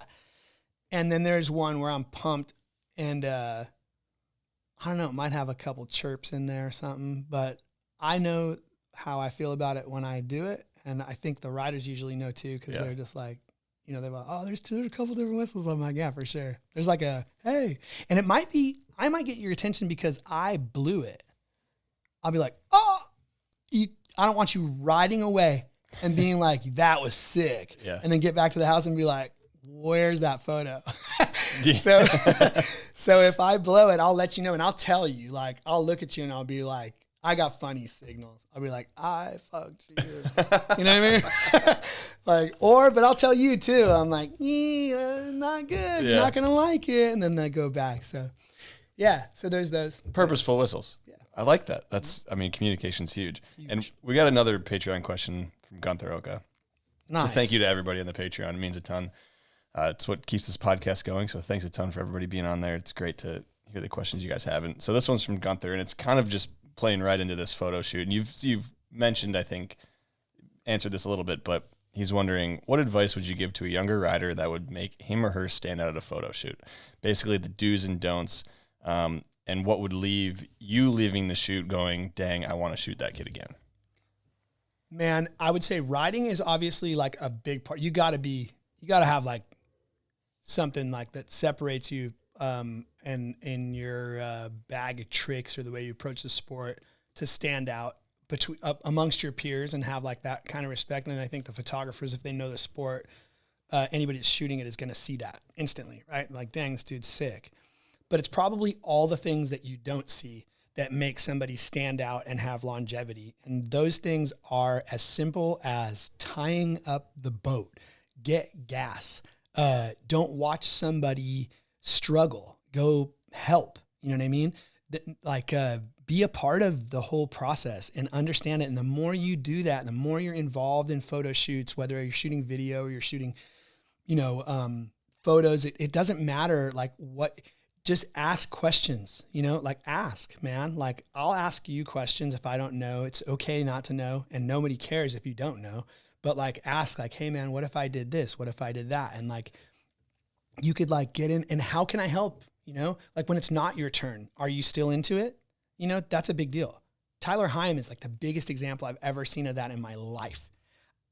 Tyler was in Discovery Bay for a long time, and he was a grommet. And at the moment, Josh is just like so much style, he could lend you some. You know what I mean? He's like, I got plenty. Just have some of that, right? So like, and Tyler was kind of like just getting like tutored under Josh, right? Like, and dude, I can't tell you how many times he was on shoots where he never rode. I never knew. I've actually called Tyler and spoke to him and said, I apologize for not paying enough attention to you, and he's like, no, like never, bro. Are you serious? And I'm like, no, I'm dead serious. I remember coming home one day after being on the road for a long time. And then I'm like, come home, and Josh and Tyler and Trever were shooting the last little part to this video. his last like deal when he was on CWB. And we go chase him, and he took a set that I was like, what the fuck? I was like, where have I been? And I felt horrible. I was blown away, but I felt horrible because I didn't see, I knew Tyler was sick, don't get me wrong. Yeah. But I didn't see this massive leap. And I'm like, I blew it. Like I should have been paying more attention. I wasn't home. I was doing all this other stuff. But he deserved it. He deserved all the attention because he put in so much work that you never see, right? He drove the boat. He got the ropes. He like, if you needed a lens, he's handing it to you. He's like, he understands the process from front to back, whether he's in the driver's seat, the passenger seat, the photo boat, like or behind it. Like he knew the whole process, which makes you way more valuable. He's making life easier for everybody. Yeah. It makes you way more valuable than if you're just the dude that goes out and does tricks, right? And then you expect somebody to like hand you a silk robe and then you get to max out. Like that's not real. Yeah. You know what I mean? Like we don't live in that world. Yeah, we're not in the NFL. So like, yeah, he's a stud. And I remember like, I listened to his podcast. I loved it. He called me to tell me about his thing with C-Dub. He's like, what should I do? And I was like, well, if you had to pick where you wanted to go, where would you go? You know, and he was like, well, I talked to Hyperlight and they said they don't have any room. And I was like, I've shot photos for Hyperlight. Next year will be 20 years with Hyperlight. That's so crazy to me. And man, like and I was like, selfishly, I'm like, fuck, we should try again. Right? Yeah. They just don't know, just like, you know, whatever. And I was like, all right, well, what's your next deal? And he's like, Ronix would be like my top. I love Massey and like he just appreciated what was going on over there. And obviously Danny Parks, like those dudes are just like, I mean, they're like the biggest of the big, right? So, and you look around and you're like, okay, well, you got a brand that like whether they appreciate you or not is like beyond the like point, right? Like for this particular situation, you look at Tyler and what he was capable of doing. And I'm like, dude, if they don't see it, and what's the difference if you leave? Like you're not getting anything. So if you leave, what are you going to miss out on? Nothing. So there's really nothing lost except for your pride. Cause you're like, damn, like that hurts that you don't see it, you know? And it could be financial. You know what I mean? Like maybe they just can't, you know, whatever. That's cool. That's your choice. But if you believe in yourself and you're like, that's cool. That's your choice. And I get it, or I don't get it. But I can't stay here. So I was like, all right, I'll tell you what, like I'll call, I sent a text to Danny Parks and Paul O'Brien. And I was like, hey, there's this video like that I think you should watch. And I'm not saying that you got to like, this kid's not looking for any kind of handout. I'm sure he'll ride for free just to get his foot in the door. I'll tell you firsthand what he's done is like invaluable. And he works his ass off. All these things that we're talking about from Gunther's question. Yeah. And Gunther's the same way. So there's no mistaking why people get where they go. It's not an accident. No. Yeah. No. And Paul hit me back and he was like, geez, Rod, you know, like Paul's very like reserved guy. Like he's like shy. He's a shy guy. You know what I mean? And he's like, oh, you know, thank you so much. You know, and like here I am. I'm the Hyperlight dude. I have been for a long time, right? And we're competing with Ronix, but at the same time, like we're all doing the same shit. And if both brands do great, like we're all gonna do better. Yeah. You know what I mean? Yeah, there's market share, and like I'm sure the owners of each brand are like, yeah, I don't know, I'm gonna need that extra percent. Like, I mean, yeah. 10% of nothing is nothing. But like if there's a lot of it out there, I mean, you battle for that little couple percent, but it's probably healthy. So like he's like, yeah, man, thank you so much for like showing me this. He's like, who is this kid? I'm like, well, he's from here. I watched him ride the other day, and at the time I was like, at every tour stop. I'm watching every person rip harder than I've ever seen anybody rip on a wakeboard. Like the runs are just mind blowing. And you're just like, dude, the level of riding is unbelievable. I come home and I watch Tyler and I'm like, and this is when he like, I think was about to be junior pro. Right. And, dude, I was like, you're like top 5 in the world for sure. I just watched you just go off. And he did like 3 different 9s, all grabbed, doubles from both sides. And like, I was like, what in the fuck did I just watch? That's Tyler, you know? And yeah, I was like, dude, I'll send out the message or whatever. And like, they ended up talking to him, dude. And I think since then, like, you know, he's obviously proven his worth. And yeah, he's one of my favorite. He's got to be like, everybody's like one of their favorite riders to watch. I mean, like, for being so fucking skinny, he's powerful as shit. Well, he's such a great mix of tech and style too. It's not like he's not just doing like poked out 3s and stuff. It's like, no, he's also doing like all the doubles, 10s, like, dude, you know, so it's hammers. Yeah, hammers, stomping everything. And they're aggressive.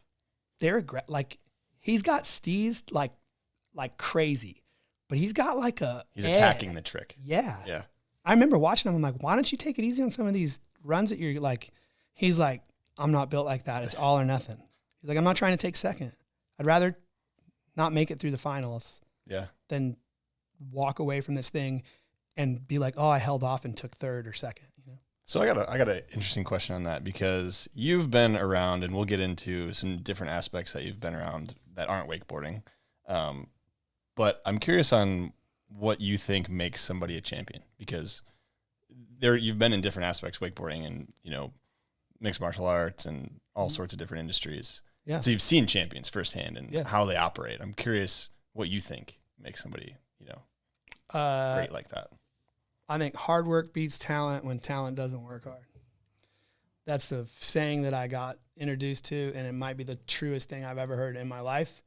And I expand on that, like, hard work beats talent when talent doesn't work hard.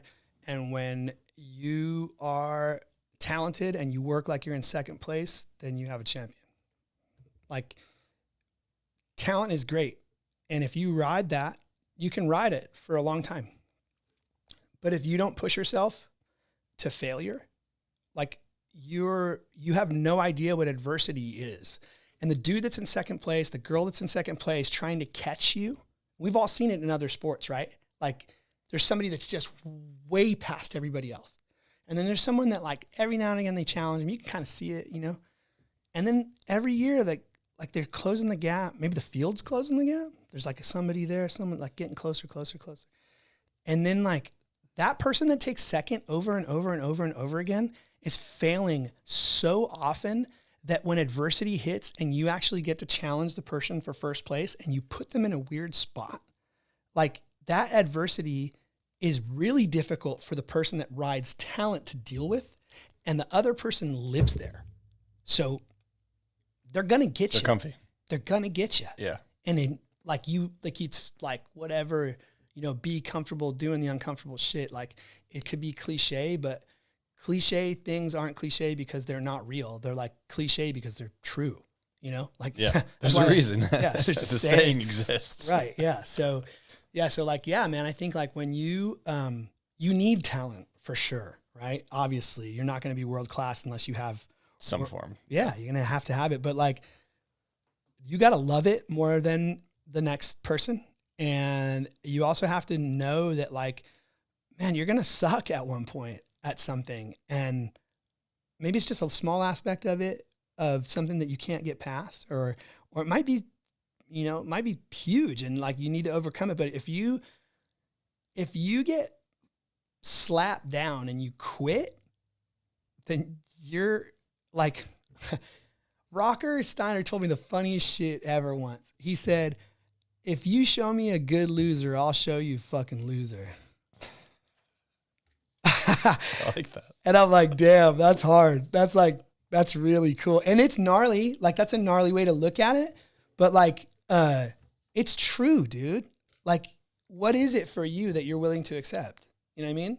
Like, it doesn't mean you have to be a shitty person when you lose. You shake hands, you give props where they're due, but internally, are you okay with it? Are you okay with losing? You know, or do you want to go back out? You know, do you want to go back out and try again?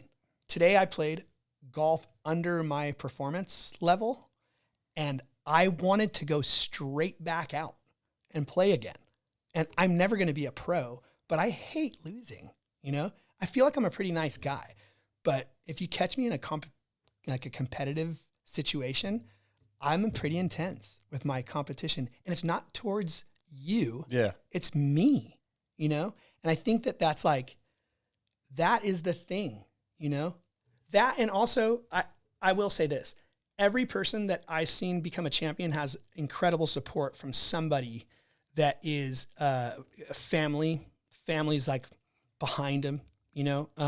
If you don't have, let's say like the biggest family support, like, and it doesn't mean financial, dude. It's not financial. It's a push. It's a push. A belief. Yeah. Just believe in the kid. You know, yeah, dude, like even more so, like, how do you show them that you don't quit? You could tell them not to quit. Yeah. Or they could watch you hit the dirt and get back up and try again. You know, like, you got to know that like your child is watching you, right? Constantly. And so like the support is huge. The example might be even bigger, right? If your mom is badass, I mean, like, and that's just stock for you, like the Stuckey's parents. Yeah. Yeah. Mom's out there like shredding, like, psh, like, where do you go from there? You know, like if you're a kid and you're watching your mom hit all the shit that everybody's hitting. And that's the standard as a parent for you? Yeah. Dude. Yeah. That like the level of like just being a pussy is probably like way elevated. Has to be. Yeah. You're like, dude, my mom does that. All the other moms are just on the shoreline. Like, Yeah. You know, Yeah. My mom's the one ripping. 100%. Yeah. Yeah. And not to mention like their dad ripped. Dad's such a cool, their whole family's so rad. Like their whole family's cool. I really dig them, you know? Yeah, that's a unit right there. But like the Steiners, same way. Like you look at like, they just don't like losing, man. They don't like to lose. And so like whether you're, and I don't mean, you don't have to be a dick. You just have to be honest with yourself and be like, are you okay with taking second place? And if you are, maybe you maxed out. You know, maybe that's like where as far as you want to go. Yeah. You know? And there's nothing wrong with that. If you're okay with that personally, but you can't say in the same breath, I want to be a world champion and then be cool with taking second. You can't have both sides. Yeah. Nope. Yeah. So it's kind of cut and dry. Like I liked, yeah. So That was good insight there for sure.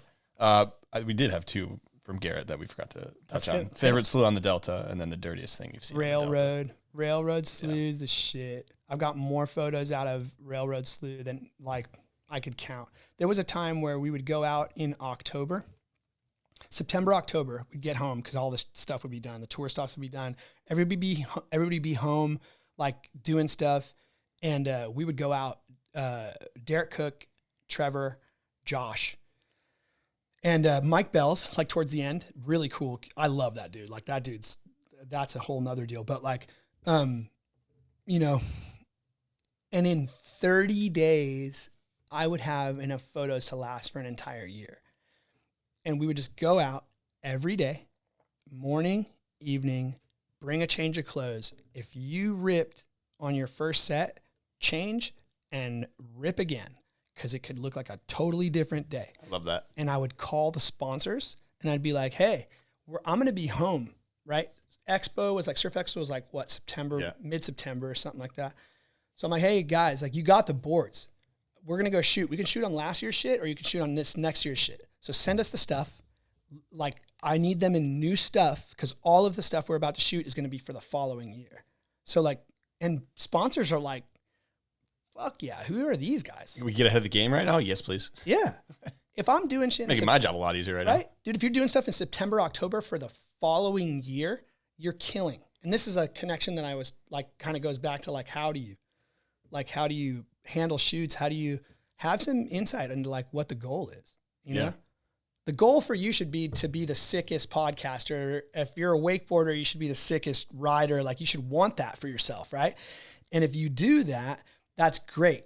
And then when you get the help, you need to understand how to help the people that help you, right? Like, growing up snowboarding, you got like, I had a buddy who was like super tight with the guys at Burton. Like, he was like, his buddy was like a right-hand man with Jake Burton. Like, you'd go and like, we'd get hooked up with Burton stuff, and you'd go to a mountain, people like, oh, if you're riding at Burton, you're hurting for certain, right? And you're like, all right, cool, I get it. It's corpo, it's all that shit, right? But guess what? Without Burton, snowboarding would be dead. So it's cool to be core. It is not cool to be so core that you fuck yourself out of an opportunity to do what you love. Well, you know the saying, right? Stay core, stay poor. You've got to know. I've never heard that. That's awesome. You've got to know the line, because being core is like, whatever that word means, it's got a different definition for a lot of different people, but Sure does. it is important. Yeah. But you got to remember that you stay too core, Yeah. you're never going to make any money out of this thing. And dude, like, honestly, like, I'll even go a step further. It's cool to be core, and it's not cool to be corporate, right? Like, if you're like, okay, corpo is lame, and I get it. Like, there is some stuff that like we said earlier, like, maybe they don't know, you know what I mean? Or maybe they have this goal where they're trying to market a product and you just don't understand. Maybe you don't know, right? But I'll tell you what's super lame is being part of a brand that's supposed to be core, and they promise you a bunch of shit and never deliver, but work your ass off. They like, oh, gimme, with all these promises of like, oh, it's going to explode and then da-da-da-da-da-da. And then the floor falls out and they're like, yeah, sorry. That's not cool. Like, meanwhile, the brand that you're like talking shit on is like, hey man, we'd love to help you do what you want to do. And we're going to pay the bills, and We'll do what we can. Yeah. Like, here's what we can do now. Show me why you should be getting more, you know? And there is those opportunities. Like, at the end of the day, the brands are businesses, and they're like, I'm going to give you a little piece, and I want to see how you react. Yeah. Simple as that. Like, here's a taste. Do you want more? If you do, show me why. Go kill it right now. Yeah, just go do you as hard as you can, or whatever it is, right? It's up to you how you do it. But like, I definitely think that, like, I've seen a ton of brands be like, yeah, we're so core. And then they shit on their friends. That's core. If that's core, you could keep it. Yeah. You know what I mean? Like, I definitely had like people say shit about like Hyperlite, you know, oh, Hyperlite, because they're the biggest brand, right? Like, they're in Costco, blah, blah, blah, yeah, blah. Oh, yeah, whatever. Right on, dude. Guess what? We're like actually like being able to like do this for a lifetime. Like I said, 20 years next year as a photographer for a brand, as an independent contractor, is incredible. Yeah. Like, I pinch myself all the time. They're amazing, dude. They're amazing. Like, and they offer you that. And it's like, the people that offer you that really have your back. And that is like opportunity. Like we said earlier, like, you could be the sickest in the world. No one gives you a chance. No one's ever going to know, you know? And so I'm not saying that all core brands, you know, that haven't made it are shit. That's not what I'm saying. There's definitely a lot that have really good intentions, and maybe, you know, something happened that stopped it from happening or whatever, and that's tragic. Company comes to mind. Like, they were a really good brand. Good guys behind it, like really good intentions, great riders, all that stuff. And who knows what happened, you know? Like, no one will ever really know what happened, you know? You might be able to talk to Justin Stevens and ask him, you know? He'd be a great person to talk to. Yeah. It's in the works. All right, cool. Yeah, he'd be a great person to talk to. But like, yeah, there's like all those things, you know, where, be core to yourself. Don't be a dick. Yeah. Openly. Because shitting on people isn't cool, you know? If you need to have a real conversation with somebody, like, go have it. Go have that conversation. Yeah.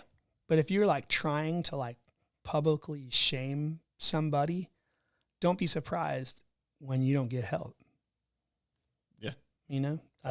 So I don't even know what started that, but I don't either, but that was good. Yeah.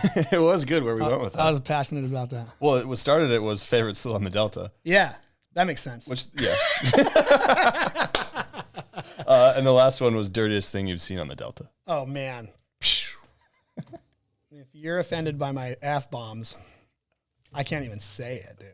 I'll just say that there's a lot of there was definitely a time where there was like stripper poles on the ski beach and just people just doing way too much. And I'll just leave it at that. Leave it at that. Yeah. That was a good enough of a teaser and a hint there. You're welcome, children and children's parents. All right. I think we, let's do the LF'n Wheel questions. I think we dive into the LF'n Wheel questions here presented by Liquid Fork. The LF'n Wheel of questions. Okay, let's go. So yeah, go ahead and grab that down. I might be the only guy that has to stand up. No, you were not the only guy. That is Ollie Jerome. he definitely had to stand. Thomas Herman's been here. So Liquid Force likes to make wakeboarding fun, so let's make this podcast a little bit more fun. Nice. Spinning the LF'n Wheel of questions here. Do we show it to the camera? Yeah, that way a little bit. This way I can lie to you. Exactly. Right. Yeah, give it a spin. Oh, that was a weak. You want to give it another spin? Or? I do. Yeah, give it another spin, but it landed on hot take for the listeners, so we're going to do that. But that's a good spin. I needed right to there. hear Okay, that. there we go. Hot take. Meant to be. Boom. Hot take. So I think you got to have some hot takes up in that brain. For Let's say like just water sports industry, wakeboarding, like define a hot take. What are we talking about? Hot take would be, oh man, I guess you could go a lot of directions with this. Something that people, when they hear it, they'll either agree strongly or disagree strongly. So it's a polarizing opinion. Damn. Yeah. I value style over let's say like bag of tricks in almost every motion sport that there is. I like it. That's a good one. Yeah. I like that. So would you say that like maybe if a kid's trying to get sponsored, in your eyes, you would rather see, someone who has a deep appreciation for how it looks rather than spinning. Okay. Or whatever. Without a doubt. And I'll say the reasons why, especially now, right? Because contests have dominated the ability to be relevant, I'd say, for a long time. And then as time progressed, there was always style involved. And now, just to be clear, everyone's got style. Whether you like it or not is a different thing, right? Correct. Yeah. Okay. So, and I'm not here to say someone's style is shit and someone's not, but like there's certain stuff that like when you don't have to explain it to somebody that doesn't watch the sport and they're like, oh, that was cool. Yeah, that looked cool. That looked good. You're probably doing something pretty cool. Yeah. Right. So, I think, okay, we talked about it a little bit earlier. If you have that building block, like that melon that I was saying, like you have that sick like base, right? Then, man, if you have the ability to go to the moon with it, like Sam Brown and Tyler and Massey and Luke, like all those dudes that are like winning tour stops, and you like see like, you could see it in their riding that they clearly value how the shit looks. Yeah. Right? Now their ceiling is way higher than we ever expected it to be. Like, I think when I was like really getting into it, if you did a back 5, you were pro. Legit. Like you were like the man, right? And now like you see kids doing stuff like that, you're like, dude, that was so gangster and it looked incredible, right? The mixture has become unbelievable. But if you're like only out there to just see what next trick you can do, you might be missing the boat on fun. And that to me shows through in your personal brand. I hate to use that, but like if you're trying to be somebody in a sport, like how do you leave, if you're just this like emotionless robot that just does tricks, right? And you're sick. I'm sick. Hi, I am sick, right? And you just I do all the tricks. But nobody really wants to hang out with you because you're kind of like no personality. Not a great vibe, yeah. Yeah, and like I feel like all the people that are super steezy are kind of rad human beings, and they kind of like have a different look. Like I said, Trevor's like the most stubborn human being I've ever met in my life. He's nice, but you're like, might be one of the nicest human beings ever. Yeah, But he's like, I mean, he'll kindly tell you just like, nah, I'm not doing it like that. I'm going to do it like this, right? Right, wrong, or indifferent. He's going to do it, and he will do it. And like, you're like, damn, it might took him 30 tries, but he got it sick that one time. And you're like, well, that was really good, actually. I was wrong, you know? So like, to me, you have that like little personality that you can add to your riding that separates you. If you are able to do that at, let's say, like a local pro level, great. If you're able to take it to a nationwide level, better. If you can take that globally, wow. You know what I mean? Now, like, you're going to stand out, man. And I think that goes right back into whether a brand like will notice you or not. Yeah. Yeah. I like that answer. And I like that you expanded upon it because it cleared it up, I think. But yeah, that's a good one. All right. So we got an LF'n Wildcard, a little bonus question from the crew over at Liquid Force. And they're wondering if you could pick one rider from each decade who has had the most influence in wakeboarding, who would you pick? So we're going 90s, 2000s, 2010s. And if you wanted to, you could do the 2020 to 2024 now. So, all right, damn. 90s. I mean, man, it has to be Byerly, right? Like, it has to be Scott. Without him, there's no wakeboarding is just not going to be cool. He made it cool. He made people that maybe just thought that it was like, I don't know, some lame thing that like you do on the wall. Like other board sports, like you shouldn't care what other people think, but you should want the respect of other sports that you are a branch of. Yeah. Right. I think. And and Scott embodied that. And like other prominent athletes in other sports openly were like, this dude's badass. Yeah, and without him, who would have stepped up to the plate?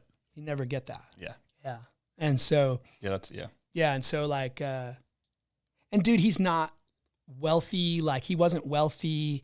He wasn't like, he just kind of like, man, Scott's just like, yeah, dude, like maybe we can go try this or something, And like, and then he would just do it the sickest and you're like, what the fuck? And he's just like, Is what it is, man. Yeah, and I'm like, dang, all right, cool guy. Yeah, he was the man. So like, and he continues, he's still the man. Like Scott still like just has an air. Like if you say like he's cool around him, he's like, nah, you're cool, right? But in the same breath, like there's something to him. He definitely like delivered on that. And it lasted for a long time. And he affected a lot of people's careers, 2000s to 2010. 2000s to 2010. Gosh. Wow. Impactful.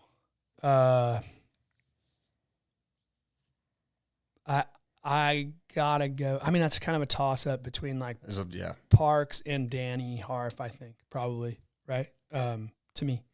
There's so many of them. Gosh, so hard. Pointless as a crew has to be the most impactful thing in that era because they showed people first of all, you can't do this sport on your own, even though you're the only one that they're pointing a camera at the time.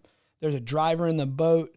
There's somebody like getting the weight right. And then there's someone filming you, and you got to have a crew. And where we live in California, that's the biggest obstacle is like, not only do you have to have a crew, but you got to want to hang out with those people. Because it sucks if you're like, yeah, I'm going to go ride today with so-and-so. Trapped on a boat with them. Because that's the only people we have. Yeah. That sucks. This isn't as fun as it should be. That's a shit option, right? Yeah, than going with your boys. So those guys made making videos like a thing. They really figured that. I don't know if they figured it out. I think they just filmed what they were doing and you could feel it. Yeah. And so like, you're like, yep, they're doing it right. It wasn't like, maybe it was calculated, who knows? But if it was, they nailed it, right? And so, but then from those guys, right? I mean, Danny Harf is unbelievable.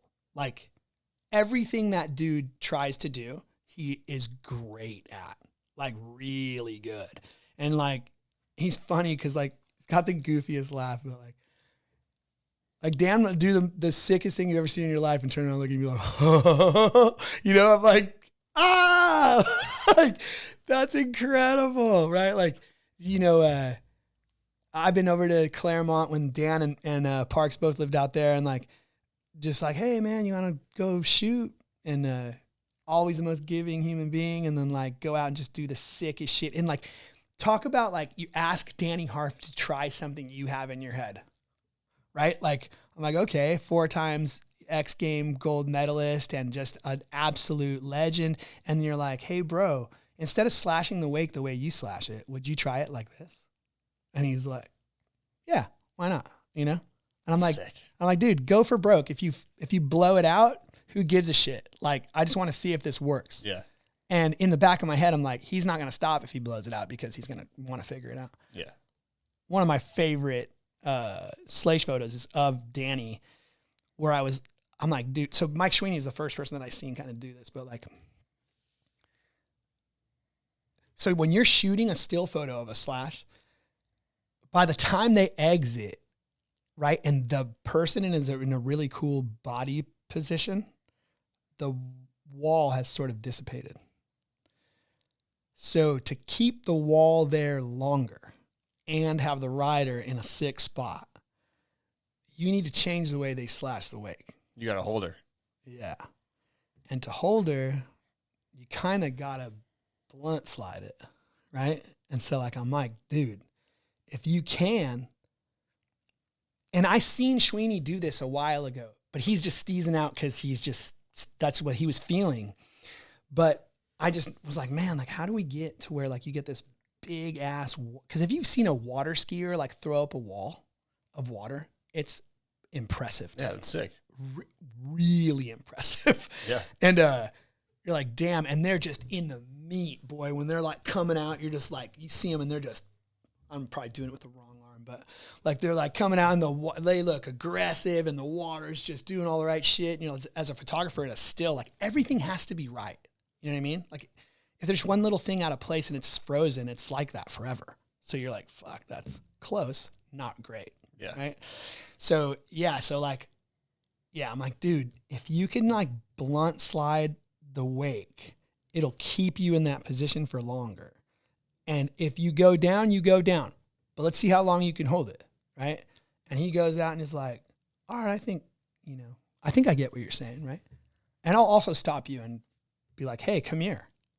I'll stop you from riding and be like, come here, look at the back of the camera. This is what I want you to do, and this is what you're doing, so that we know that like there's no break in communication, right? And he goes out and does it, eats shit. And I was like, that was sick. And he's like, I got it. I can do that. And he comes back and just, I'm like, blown away. Nailed it. Sick, right? I'll try to send you that picture too. Yeah. And I'm like, dude, like that is rad. So yeah, Danny, Parks, obviously, because Parks is Parks and was so far ahead of the game for so long. How many years was it that Parks, like before somebody did another 1080? That was a long time. 10 years? It was close to 10 years if it wasn't more. Right. Yeah. So, and I think he was trying to do 9s and he ended up doing a 10 because he's just a freak athlete and was just like, just get out of this thing by doing a 10. And like, they nailed it. So you're like, what? Like, that's wild. Yeah. Dude. So I think those guys owned the sport at that time. And even though there's many guys that I looked up to during that period, I think they probably owned it. And 2010s. Yeah, 2010s. 2010s. And I'll give a shout out to Phil Sovin. Phil Sovin's a stud. He is a misunderstood dude because he got a lot of shit for how he handled talking in front of a camera, I guess. But I love Phil. Like, Phil's a great dude. And so he was unbeatable. Like, that dude could go out and he was a mathematician. I think a lot of the guys learned how to approach contests because of the way Phil approached contests, right? Yeah. And he would just be able to do the math in his head where people were like, this is where I really gained respect for the contest scene. Cause I was like, kind of thought it was like bah. And then I got into it and I was like, wow, this is hard as shit. Like, do your best shit right now. Yeah. That's hard. And then not only that, but like, let's say you got like your set list, right, in front of you, and this is what you're going to do. But then the guy in front of you just shit all over what you were going to do. Now you got to change it on the fly and beat him. What are you going to do to beat him? And he could do that. He could be like, oh, either don't have to do He knows exactly this what the and bar this. is, and he's going to go right about it. Yeah, every time. Yeah. Every time. And that's hard, dude. And like, I know Rusty picked up on that and he was able to do it. And Harley picked up on that and eventually surpassed him, you know? But Phil got a lot of shit from people. You know, they hazed him and teased him and all that stuff.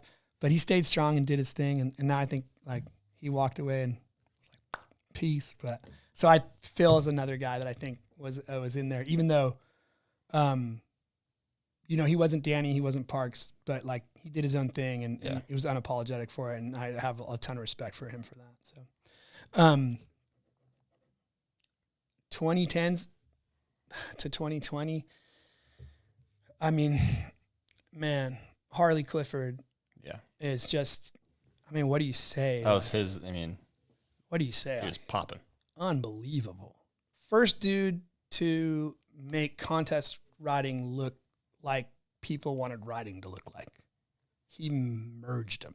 And you were just like, wow. Like, never thought that was possible. There's not one dude out there who's like, I'm a style guy, fuck a contest, that can look at how Harley rode a wakeboard and be like, that's lame. It was not lame. It was incredible. And he like just stepped the bar up for everybody. And he ran it for a long time. Unbeatable.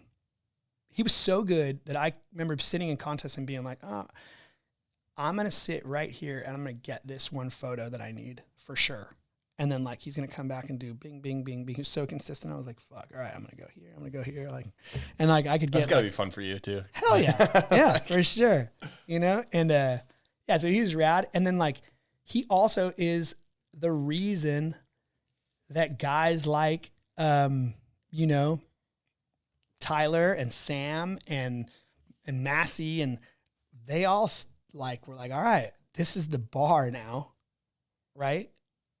And now we have to go. So I think like now, like and I'm talking boat a lot, but so my apologies, but I think up until this point, like minus 2020 to, or up in moving into like late 2010s and 20 cables, like really emerging with like some serious talent at this point. So now you got like, that's a tough one, like for influence, right? Because I think there's multiple avenues you could go. There is. And that's where like Harley came to mind, but so did like Shredtown and so did Raft Rome. And so it's like, how can you, 100%, you know? So Raft Rome's a great example because I think I said earlier, I don't know if we were on camera or not, but like, I really respect people that are all around athletes. You can do it all. Like, wow. Right. So Gunther, unbelievable. I've said it out loud to like whoever wants to listen. I'm like, dude, that's like, it's pretty tough to dominate the cable the way he did. Like, I mean, dude, I think for like 3 years, he didn't lose, like ever. You're like, for 3 years, you're like, how do you not lose? You know, like you just go out and you just win. Like, that's incredible. And then you go out and you decide like, yeah, I'm going to put that much effort into my boat riding too. I'm actually not bad at boat riding. And then you go out and you podium and you win on your boat board. Like, I'm like, what, dude? He didn't want fins on his board. You know what I mean? I think like Liquid was like, we're going to have to put some fins on because people won't be able to ride your wakeboard. People need to buy it, dude. Yeah. He's like, all right. And I think now he probably loves it, but like, he was like, all right, you know, but yeah, dude, like those, you know, and then like, gosh, man, like I look up at this photo here of like wake skating, right? Like the guys, the Nike guys, like coming up in wake skating, like George Daniels. Holy smokes, dude. Like, what a stud. There was nothing I shot that picture right there of George. And there's like, one of my favorite pictures of George is like, he's kick flipping, like we're on some roof of a boathouse and like Byerly's got a flash strapped to his back driving a jet ski while I'm like, I just need this overhead shot and it needs to be like framed up this certain way. So I made him do it like 20 times or whatever. He probably stuck every one. And Byer's like, my back hurts, right? And I'm like, I'm sorry, man, I'm almost there. And we ended up getting it. But yeah, so like now there's just so many aspects, right? You got wake skating, you got cable riders, you got all this stuff. So back to RAF, being that dominant is unbelievable. And like before him, I think Aaron Rathie was that. You know, Aaron Rathie was a killer. He could flat out shred on a cable. You've seen his winch stuff when he did X Games. Brenton Priestley, wow, like next level. And then like, even though I've never really seen Felix Georgie ride like in person besides at a I think yard sale probably, blows me away. His ability to like his like winch stuff is unreal. Aaron Gunn, whoa, that dude, like, I don't know how he isn't like still a thing. That dude is just a beast. And yeah, man, I mean, there's just so many guys. But like Gunther being one of the best all-around riders, Raph absolutely, will be remembered as one of the best all-around riders ever. And now, again, like I bring up Trent Stuckey, like you watch him do what he's doing right now and like putting in a bid to be one of the best all-around riders. Like he doesn't have to do that, but there's clearly something on his mind where he wants to leave a mark, you know? And I love that shit. I love when someone wants to leave a mark. Yeah. You don't have to, right? Yeah. But you're doing it for you. Yeah, and the mark, is not necessarily going to end up paying you. No. It's it could help, but if you're motivated by strictly money, you probably need to get some other kind of motivation. Yeah. Yeah, straight up. Because if you have a passion for something, money will come if you figure out how to make it work. But if you go, at that point, if you're motivated by money, just go get a fucking job. You'll get paid. Yeah, you know easy. You can go to an industry that give you a good amount of money. For sure. Go be a tech bro. Exactly. Yeah. So, and I guess, I don't know. Nowadays, I look at this board here. Pedro is a mind blower. Graham Burris is like, he might not go win a contest, but there's no one on the planet Earth that can go follow Graham through like a set of winch like adventures. He's going to do shit that every single pro in the world's like, well, I'm good. He's going to do something that you're just like, wow. Every single year I shoot with Graham, I'm blown away by something he decides to do. And I'm like, Graham, dude, like, why are you pushing so hard? And it's for him. He like is like, and he does it for me too. Like, I'm like, hey man, he's like, oh, he remembers what we shot last year. He doesn't want to repeat it and he wants it to be sick. And for those motivations, like, he's like, yeah, I got this. Like, what about this, Rod? Stand over here for a second. Maybe like, what do you think? Does something. I'm like, blown away. And I'm like, dude, can you do that again? I'd love to like get a different angle. Absolutely. Kills it. And you're like, he's another one of those guys where I'm like, bro, if you're good, we're good. Yeah. I do not want you, because he's not going small and he's not going slow. So yeah, God, the list just gets longer, I guess. I know. As the years go by, right? But I mean, that was good though. Good recap on those decades, I think. Yeah. I mean, the only one to me that is like cut and dry is the 90s with Byerly, but besides that, it's okay. Yeah, you just because the names get bigger. It's like, and there's more people, so. And the skill set gets bigger. I mean, skill set gets bigger. Look at the riding nowadays. Like, I mean, I get a chance to go shoot with Corey Tunison, and I'm absolutely amazed every time that dude hits the water. Like, dude, there's nothing out there he can't do. I'm like, dude, you're unbelievable, And I think he can do a 14. I'm just waiting for it. He could for sure. I'm just waiting for it. He could for sure. And Mike Dowdy, dude, like, what the fuck? That kid was unbelievable, right? And like, just went hard. You guys are from the same area, right? Yeah. Yeah, we are. Old Dowdy. Yeah, he'd be a good one to have on. Yeah, he's funny. The first time he ever met Randall Harris, it was the funniest shit you ever seen in your life, bro. We went out and we shot some stuff, and I had conversations with him about like, hey, if you're gonna come out and do a photo shoot, bro, like I don't need you to do an ungrabbed 9. Like, you're gonna have to give me something, right? Poke it out, whatever it is, like. But like, I don't want you to not ride like you, but I need you to like understand what we're going for here. Yeah, it's kind of like, and he's like, all right. Came back out, gets in the water, looks back at me. He's like, I got you, Rod. Right? I got something for you. And I was like, all right, let's see. And he did. He was like, he had some shit. I was like, damn, that was fucking sick, right? I was like, way to go, right? He was young still, maybe 16 or so, like 17. And then we go out and we're in the boat with Randall and we're like doing stuff. And so he's like, he's showing out for Randall and he's with Josh and Trever. And it's like definitely a different scene that he's used to being in, right? And our waterways are different. Like, I'm a big believer that like lakes make you really good at contest riding because you got to get it in. Boom, boom, boom, boom, boom, boom. And the product of being flowy has a lot to do with never having to turn around. I got all the time in the world. There's glass like for miles in front of me. Like, why would I rush it? Yeah. So like one breeds the other, right? And so we get into a spot, like, I can't remember what happened, but like Randall's boat shuts off. It's like floating into some dock space. And like, it's like Dowdy's chance to like do something cool for Randall. And he goes, "Hey, yo, Randall." Looks up at him and he's like, "I got you." Like runs down. And he was like so gangster about it. I'm like, that was his first time being gangster. And like, he did it for Randall. Like, Randall will bring that out of you. So I love that. I like crack up when I think about it. He's still like, I bring that up to him. Like, he like gets like, he laughs.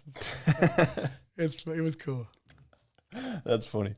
All right, let's go ahead and put this LF'n Wheel questions back. Thank you to Liquid Force for that. Thank you, Liquid Force. good You guys are segment there. amazing. Great crew. Facts right there. Yeah, really. Big time facts. Yeah, really great crew. I mean, I think we touch on this quickly, but the GOAT, greatest of all time. We got men and women. We were kind of already. Greatest of all time. Yeah. I mean, I think I just got to go with Scott. Like, Byerly's the greatest of all time in men's wakeboarding because without him, there is no wakeboarding. So I'll just say that. Yeah. Best female rider ever. I mean, shit, that's tough. That's tough because they've like went upwards. I honestly feel like they went down and then went back up, right? Like they got caught in the "this is enough to be a pro" thing. And there's some girls that never really settled, and then there's some that kind of like, well, this is enough, and like, I think you're doing yourself a disservice if you ever say, "Oh, that was good enough." It just means you didn't try hard.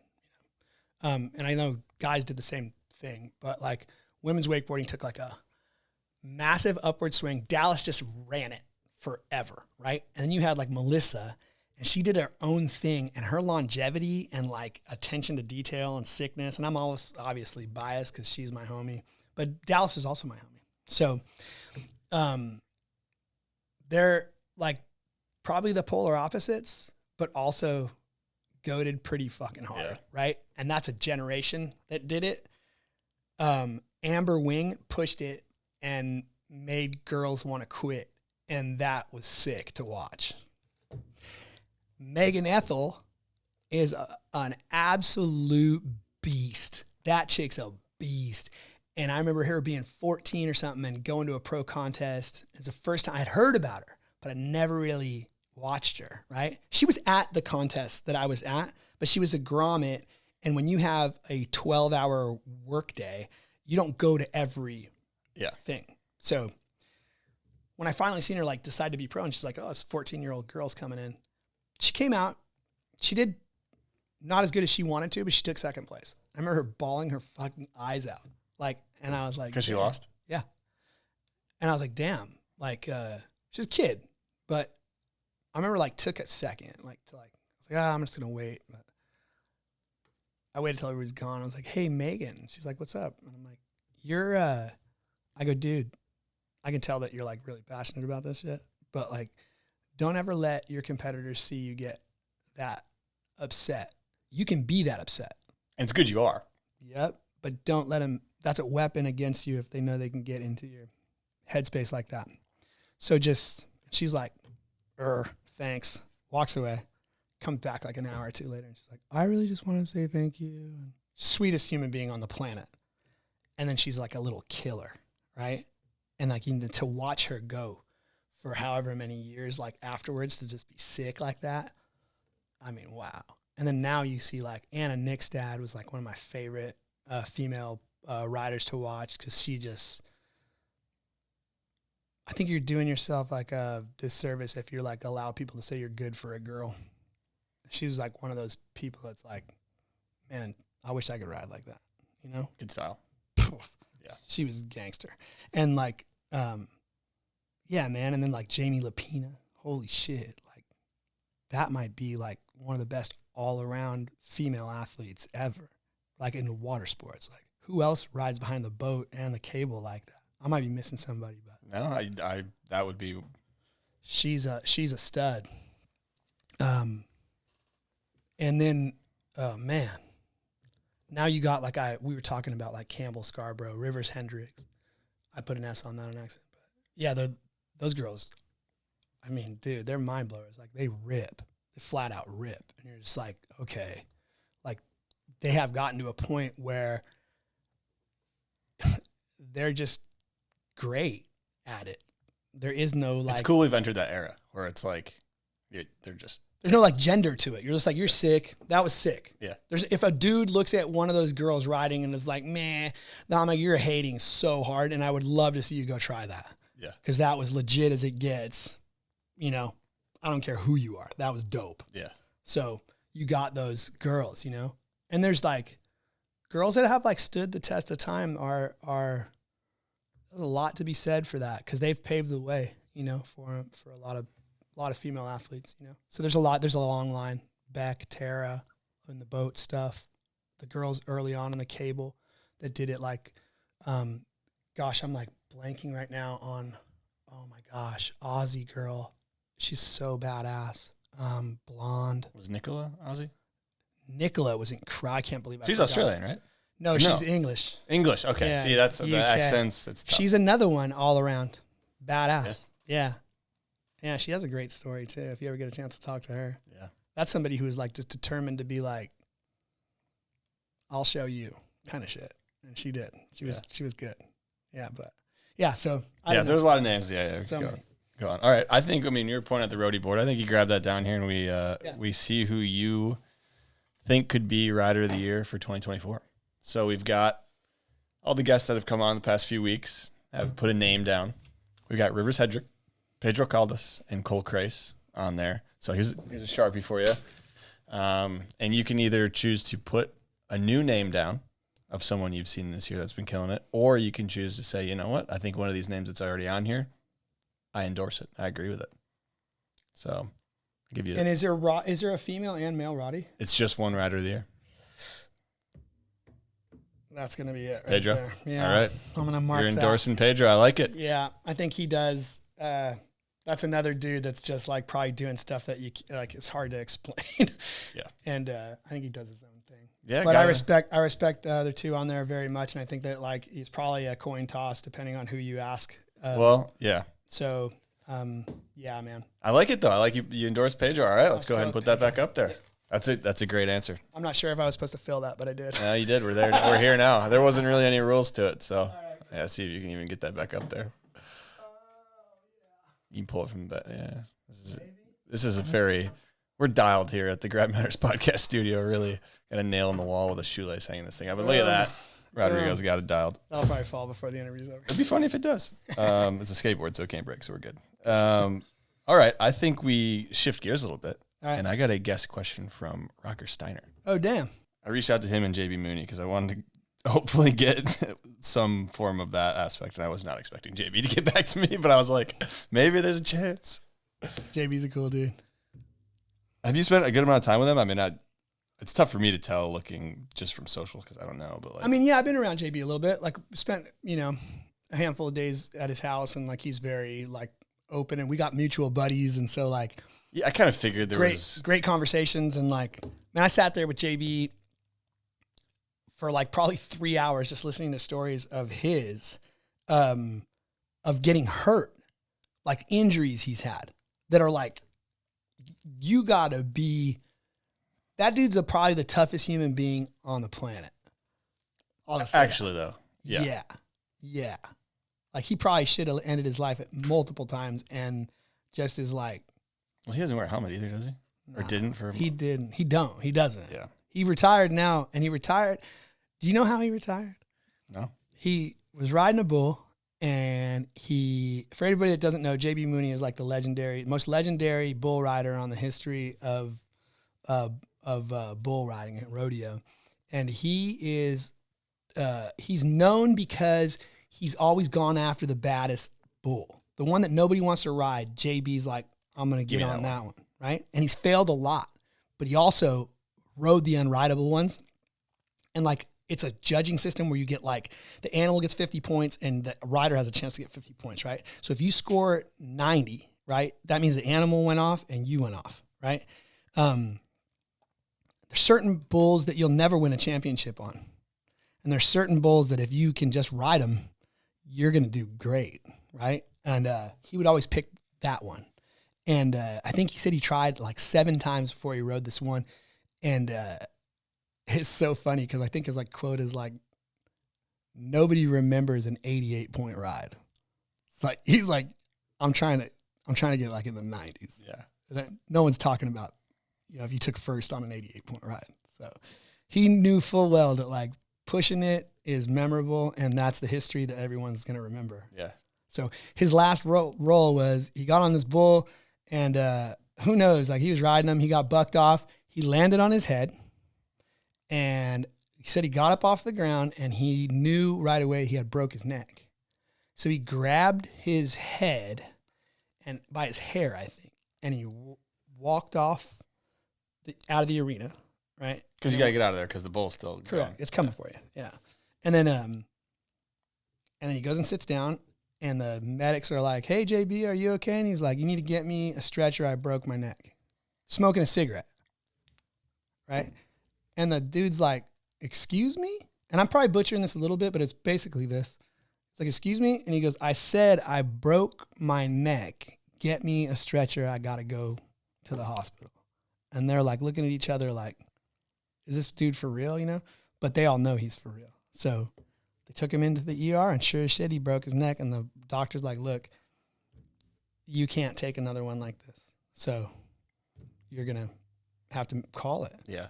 And honestly, I don't think if it wasn't, he would have never called it.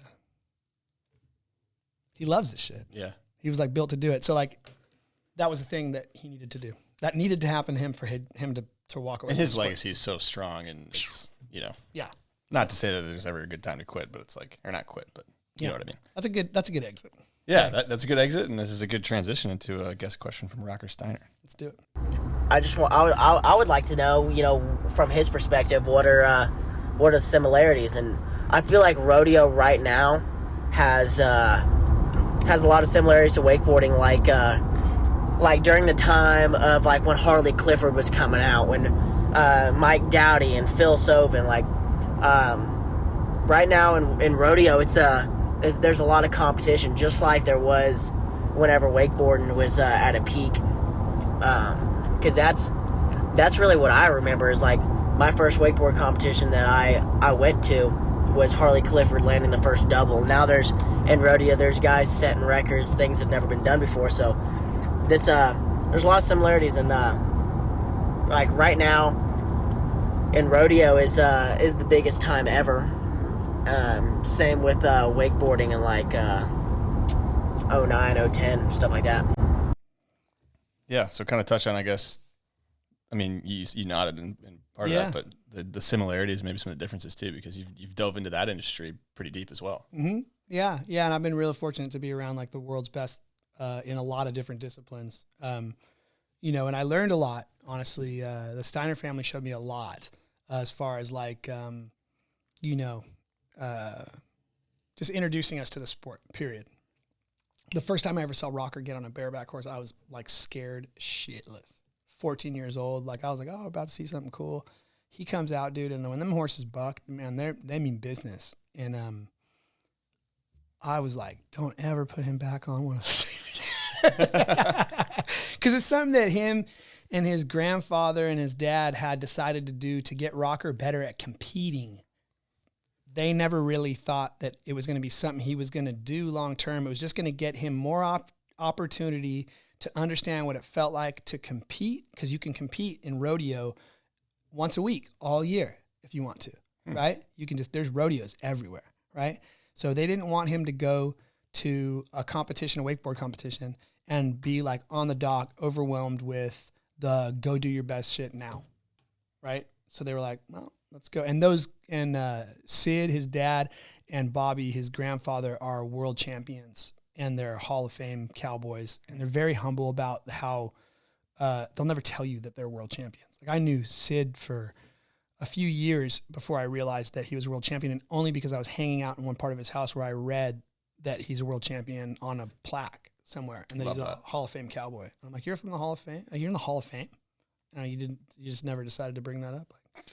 And he's like, and he kind of looked at me like, why would I bring that up? And I'm like, wow, it's kind of badass, but all right, you know? And so turns out like he is like literally like full blown like rock star. Like what he did was like unheard of. He came in, shook it up, won a world championship, and walked away. Deuces. I'm like, damn, that's dope. You know, that's his style. Very competitive.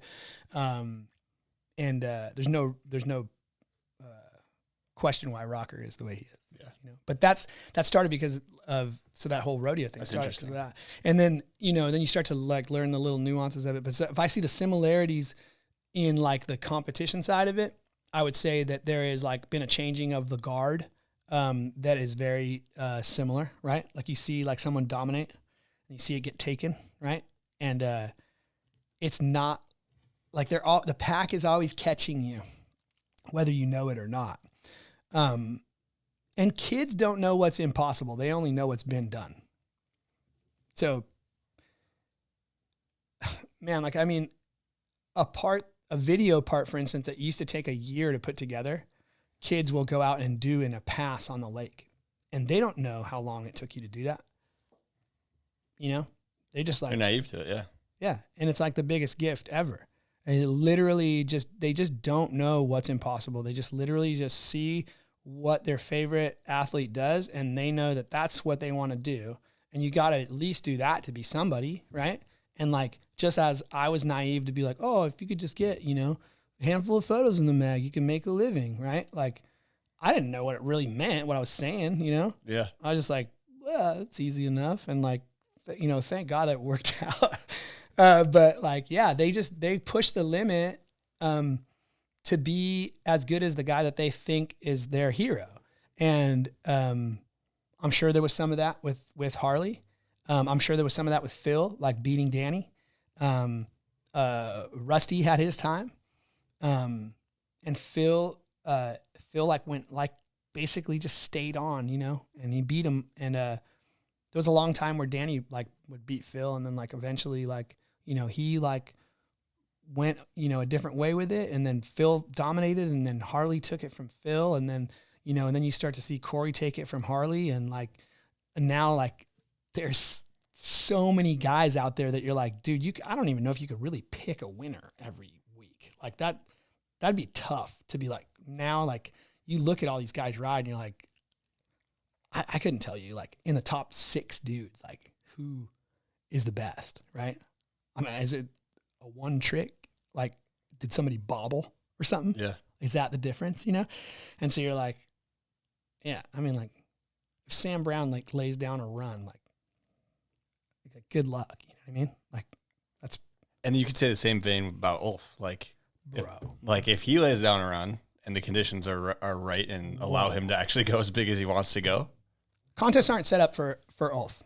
They're I'll just not. say that right now. Like, Randall had the same issue. They're going big. They're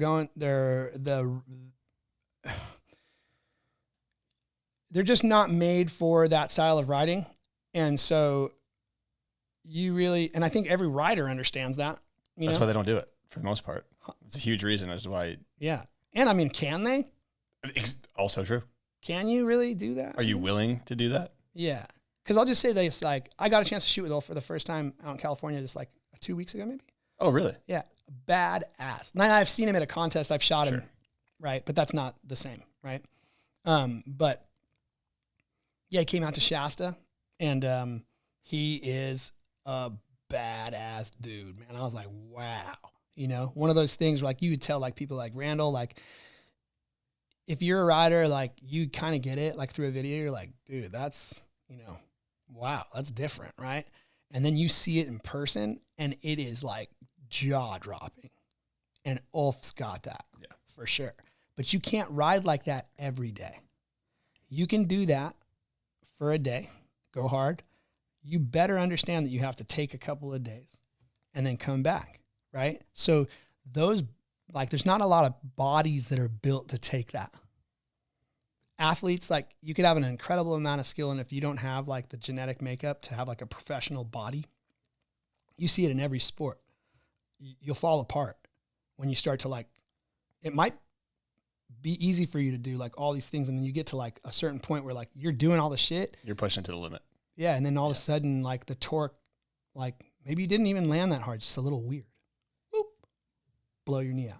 You're like, whoa, what happened? I didn't really feel like I did anything crazy. But, like, my body, like, the inertia is just so great at that point. Yeah. And so, yeah, a pro body is a gift, you know, and then that's why I always talk about, like, the shelf life. You never know, you never know. And so, yeah, Ulf is incredible. Yeah, but anyhow. Love it. I don't even know what sparked that. I don't either. That was good, though. Yeah. That's great. I go off sometimes. That's good. I love it. We got we'll rip through a couple Patreon questions here. So we got one from Ollie to Rome. And he's started off by saying he wanted to tell you how much it's appreciated and how much you've made the wake industry a better place by still being involved. Wow. And you just mentioned 20 years with Hyperlight, but you've been around pretty much since it started. So it's cool. It's cool. I echo that. It's cool. Thank you. That you're still involved. He wants you to tell a story of him going, or you going shot for shot with Big Spence after an event in Indianapolis, he thinks. I wasn't in Oh, my. Sounds like he's got exactly what happened in mind. So I mean, I remember it to the day. So for those of you that don't know Big Spence is Big Spence because he's a big boy. Spencer Smith is a great photographer, really good friend of mine, a great human being. He is 6'2", 6'3". I mean, he might be 6'4", 340. He's a big Hoss. boy. That's a hoss. Mm-hmm. Does fives on a wakeboard, and they look good. I mean, his hands, like, he could just smush my whole face, right? He's a big dude. Typically, big dudes can handle a lot more alcohol than a small dude, right? Because you're just a bigger body, right?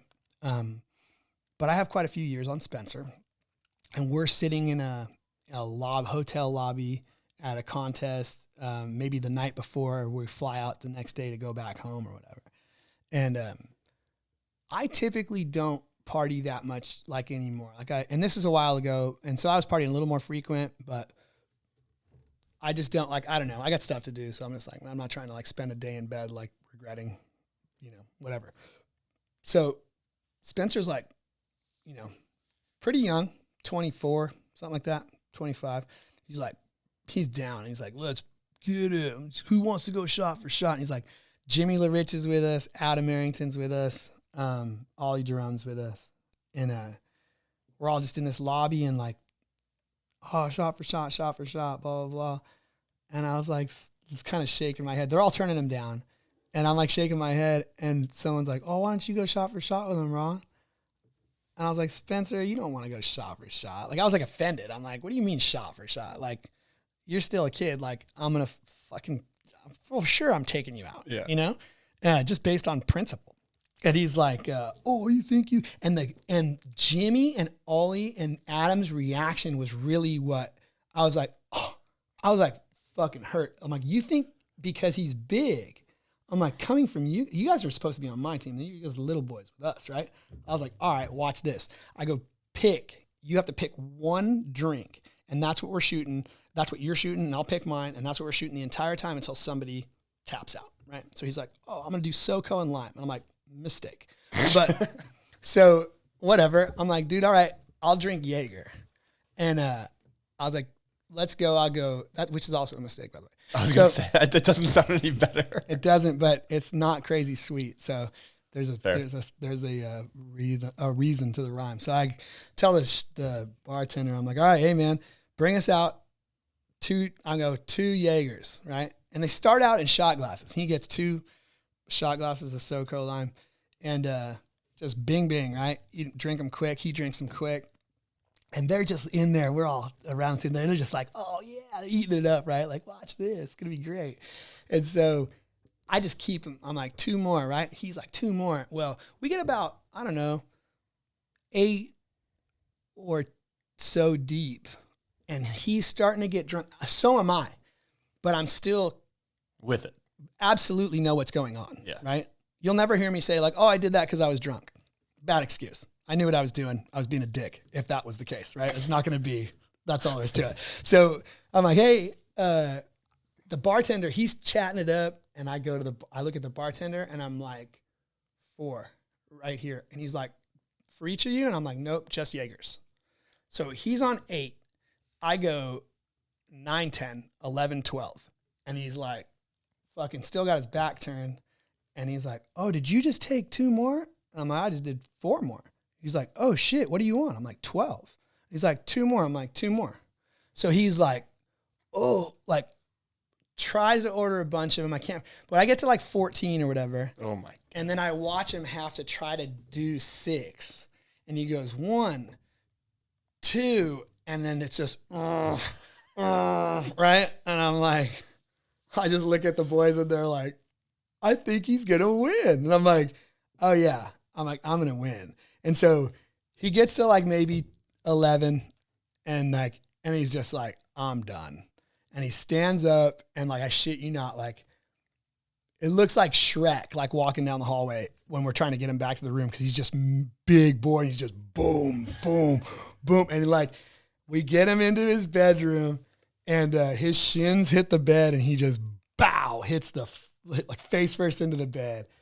And then I'm like, all right, that's it, you know? And then, so then like I end up going into Ollie and Jimmy and the other room, like in Adam's room, like, and we're like hanging out, like talking shit and like just continued going for the, they were just so like, one for the little guys. Took the big tree down. Yeah, big tree fall hard. Yeah, it was pretty funny. It was awesome. But yeah, that might have took a couple of days off my life. I was going to say, yeah, the 14 a Jaeger, that's brutal. Aggressive. I don't recommend it. The hangover sounds bad on that one.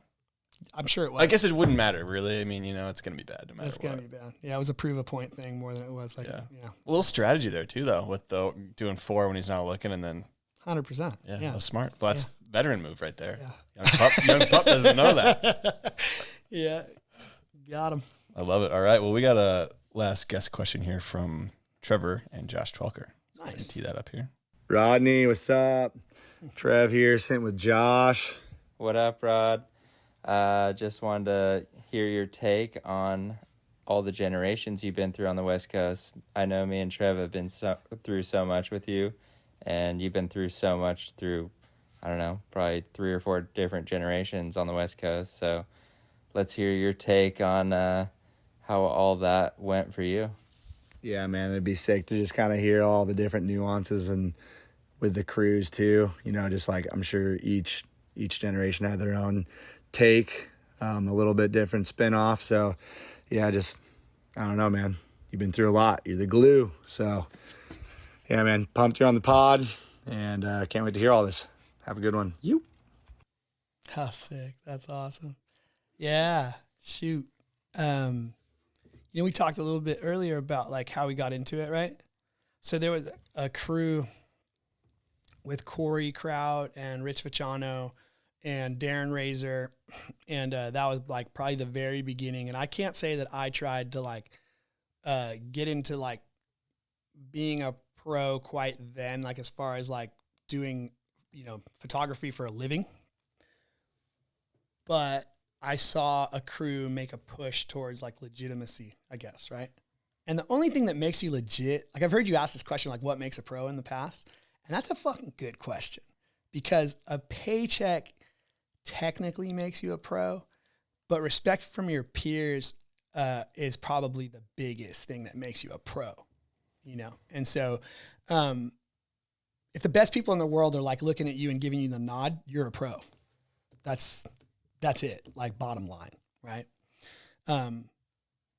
So anyhow, they went for it, right? And I kind of like watched. And then that gave me the belief that maybe as a crew, that we could maybe try this, right? And so like as I got a little better at photography and guys like Rich Ficciano and that got like better at riding, there was a crew, you know, Rich, Joe, Bob. These are names that like you probably won't know, you know, but we gave it a push.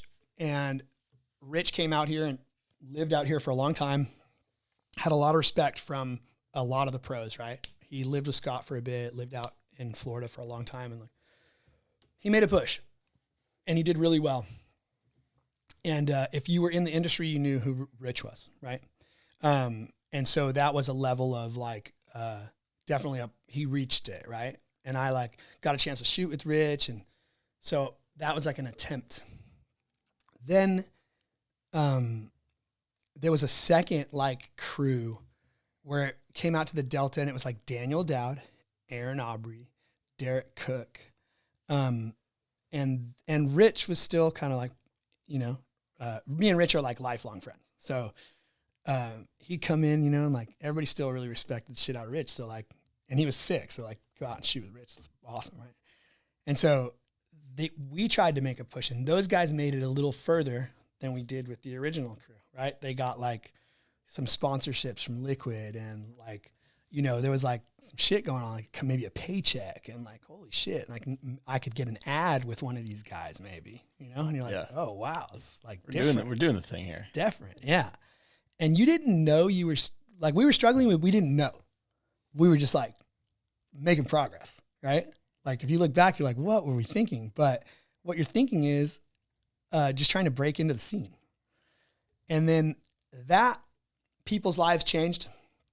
And the whole time, Melissa and Mark were like had, so, oh shit, dude, I'm like kind of Justin Fisher and Kyle Murphy and Winch Mob, like Kyle Walton, Brandon Rao, and Jay, and I'm blanking on Jay's fucking name right now. He's the winch driver. He's the man. Cool dude. They like took the winch thing to a whole another level. So I'm like jumping around a bit, but like, so we tried with Daniel and all those guys and like, we got super far. We got pretty far. And then like Kyle, I started hanging out with Kyle Murphy and Kyle was sick. Like he was like an incredible rider.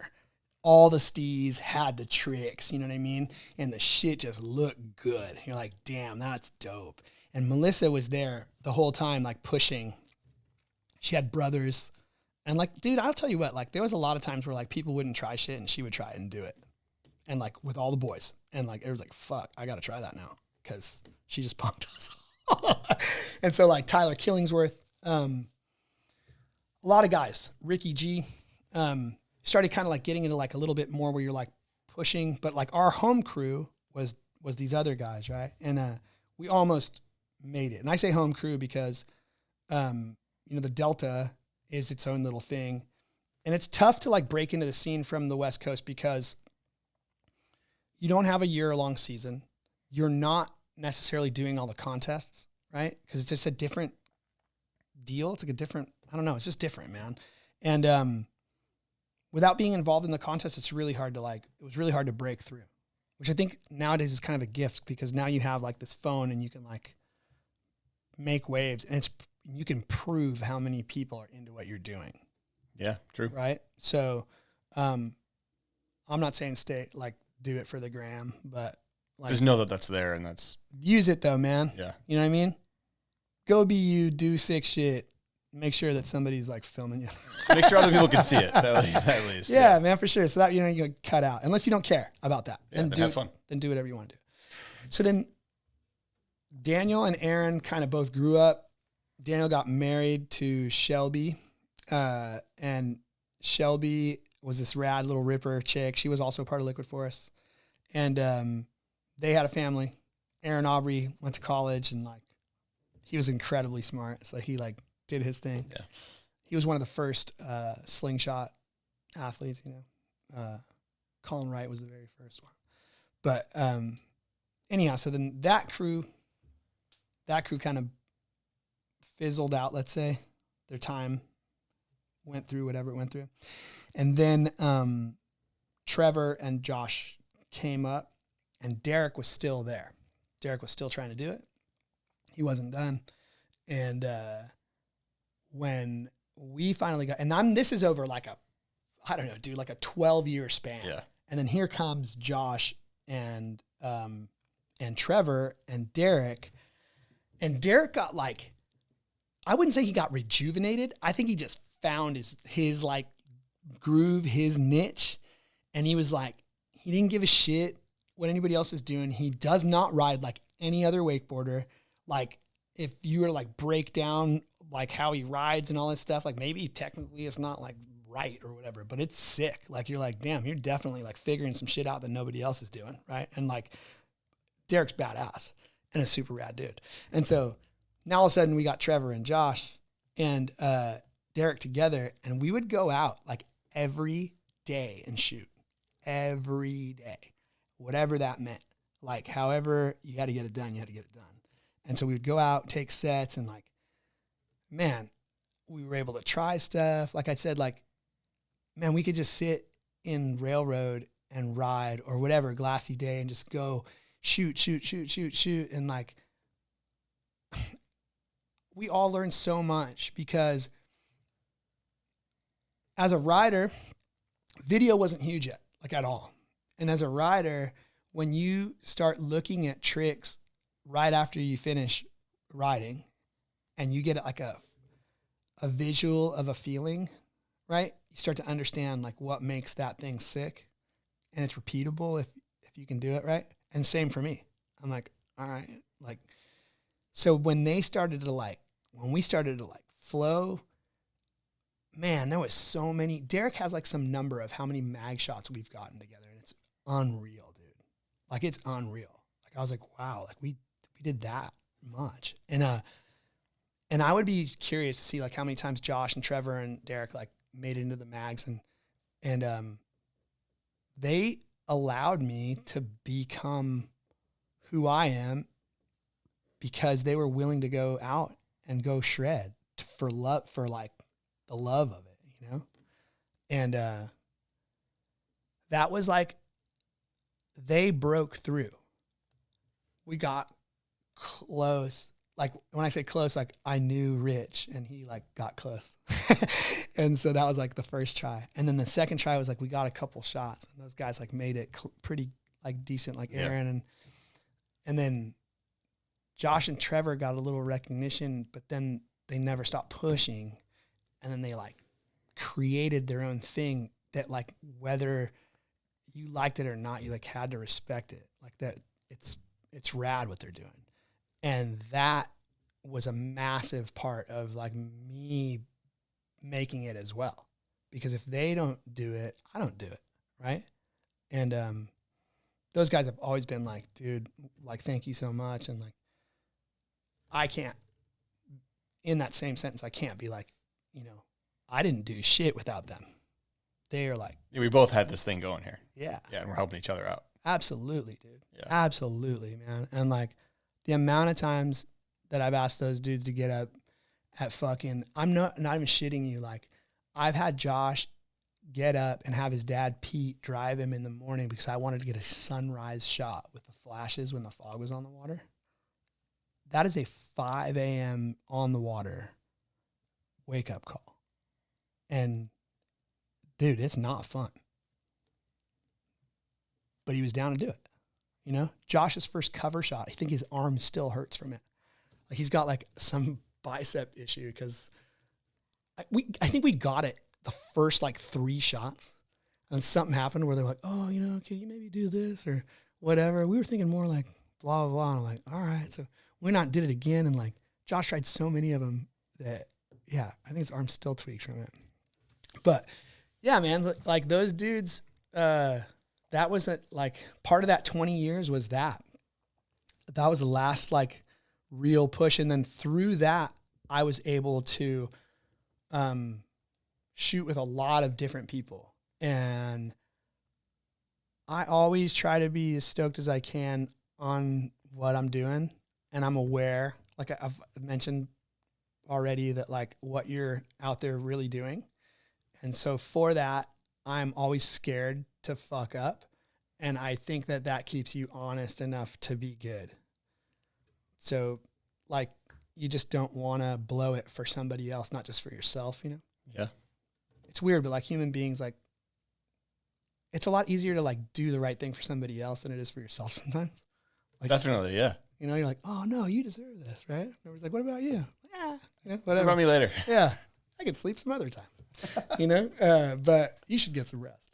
But yeah, so that like progression with those guys, like they're a massive part of my life. Like seeing like that poster, you know, and like Scumline poster. For the dude, listeners, yeah, sorry, yeah, thanks. And like, yeah, man, every name on that is like special to me, you know. Every single one of those guys, like I've definitely got something with, you know. And it's not, and like for him, like for Trever to be like, Trever and Josh talk separately, and they're like, yeah, we should have Rod like talk on this, you know? And I had a bunch of people call me and be like, dude, I love the words, you know. And I'm like, thank you. Like, I mean that shit. Like, yeah. I do mean it. This ain't scripted. This is just kind of. Yeah. Did you talk before another movie? Did you talk at the beginning of Quiet Please or something? I feel like I thought, or Dog Days? Was it Dog Days? Maybe. Could have sworn you did another like Maybe. similar to, but I don't know on Dog Days. I know I walked fact check around like I myself was on like that one. lost in Dog. Oh, no. That was Al Sur. Yeah, but yeah, that man, we had a pretty damn good experience. Like definitely had no clue what we were doing, and we were just doing it like full throttle. Yeah. And then like you're like, that worked, that didn't. You get the best memories doing that shit though. When you don't know what you're doing, but you're just pedal foot to the floor, dude. Yeah. That's the best. Very good. All right. I think we ripped through some Patreon questions. We unsurprisingly had a lot. So we'll just start from the top here. Rob Corum's wondering who's hotter, Mike or Mari? Oh my God. If you ever listen to this, both of you are so hot. But since you're a dude, Mike, I'm going to have to go with Maury. All right. We got one from Kane Ward. And he wants to know about a time where you put your life in the hands of him as an 8-year-old. Ha! Cable. If you're photographing cable, like traditional cable, and there's more than one athlete on the line, that is a massive, you're up for some serious consequences. Just throw that out there, right? Like 2 is manageable because you could be on other sides of the cable. The cable operator has to be on point, and you should have a conversation with that cable operator before you get in the water, because all the good shots are in the most dangerous spots on the lake. And I say that because if they pop the handle, that handle has a really good chance of making its way towards you, and it's not going to discriminate. If it wraps itself around you, it's got you. And if you've ever seen somebody get drug around the cable, it's not fun. Scary. If it grabs you from a standstill, you're in trouble. And I've had the line wrap around me a couple different times, and I've been really lucky. And Kane, I set up to shoot a kicker shot of Kane, and Kane is not necessarily a cable rider, right? He can ride the cable, and he's pretty good, but it's not like his like bread and butter. And he was 8, so we're like, how do we get this shot of Kane on this 8-year-old? I was like, dude, like, I don't think that like him like board sliding A-frame or something is gonna be the sickest shot. Like, Yeah. let's just get him on, in like taking a piece of what's important to a brand. They want to see the new board. Okay. So Yeah, like graphics we want to show off here. 100p, right? So you're like, we're going to need to like be aware of that. So if all your sickest shit is like tick, tick, tick, tick, tick, tick, tick, tick, like I respect it, but that's not what we're here to do. Yeah. So let's get a little creative and figure out how you can do something rad and make your sponsor happy. So I was like, hey, Kane, why don't we just put you out there on the kicker and you can just do a method or a tail grab or something, right? I was probably tail grab because he wasn't methoding yet. So he goes out and does a tail grab and lands and fully lean locks. I mean, and like he's like ass in the water, he's edging right at me, dude. And I'm like, I can't go left or right. I'm sitting there and I'm done. And honestly, when you're in that position, the best thing to do is probably to stand still and let the rider make the decision, right? Because if you're moving and you move the wrong way, the way he wanted to exit, you might just have cost yourself, like, at the very least, you get your camera wet, right? Worst case scenario might be a little hospital visit. Yeah. So I'm just sitting there and I'm like, all right, here we go. Like, he's coming at me and he's gaining speed. It's not looking good. And about from me to you, I already made up my mind that, like, if he comes at me, I'm just going to put my camera out and I'm going to bonk him. And if he dunks me, he dunks me. And at the very worst, like, I might get the camera in the face. Like, that would suck. But I was ready to just duck my head under and just boom, right?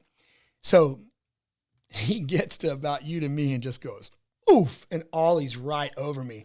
And I just, like, my heart, bro. I was like looking around, like, has anybody got baby aspirin? Because I'm pretty sure my heart rate is like through the roof right now. And he's just like, his dad is a super cool dude. He's like, oh my God, Rod. You know, and like, this is one of their first shoots they've been on. And they're like, we almost killed Rodrigo. And he's like, looks back at me and I'm like, you're good. Because if we're good, we're good. Yeah, right? Keep going. Yep, you're good. And I was like, you're good, bro. And he's like, comes back and we got the photo. So I was like, he's like, dude, are you okay? And I'm like, I'm fine, you know? And he's like, you know, didn't say anything. And then, like, this is a great thing because, like, afterwards, like, he's like, if you ever heard Kane talk, he's got the coolest little, like, Alabama accent. It's, like, deep. So he's like, hey, Rodrigo, like, we got pretty close to you right there, didn't we? I'm like, yeah, he's got this little smirk on his face. And I'm like, yeah, we made it. He's like, that's right, you know? Like, you know, like, so still to the day, and like every year I get to hang out with Kane, he just gets cooler and cooler and cooler. And he's going to be something special. He's already something special. How old is he right now?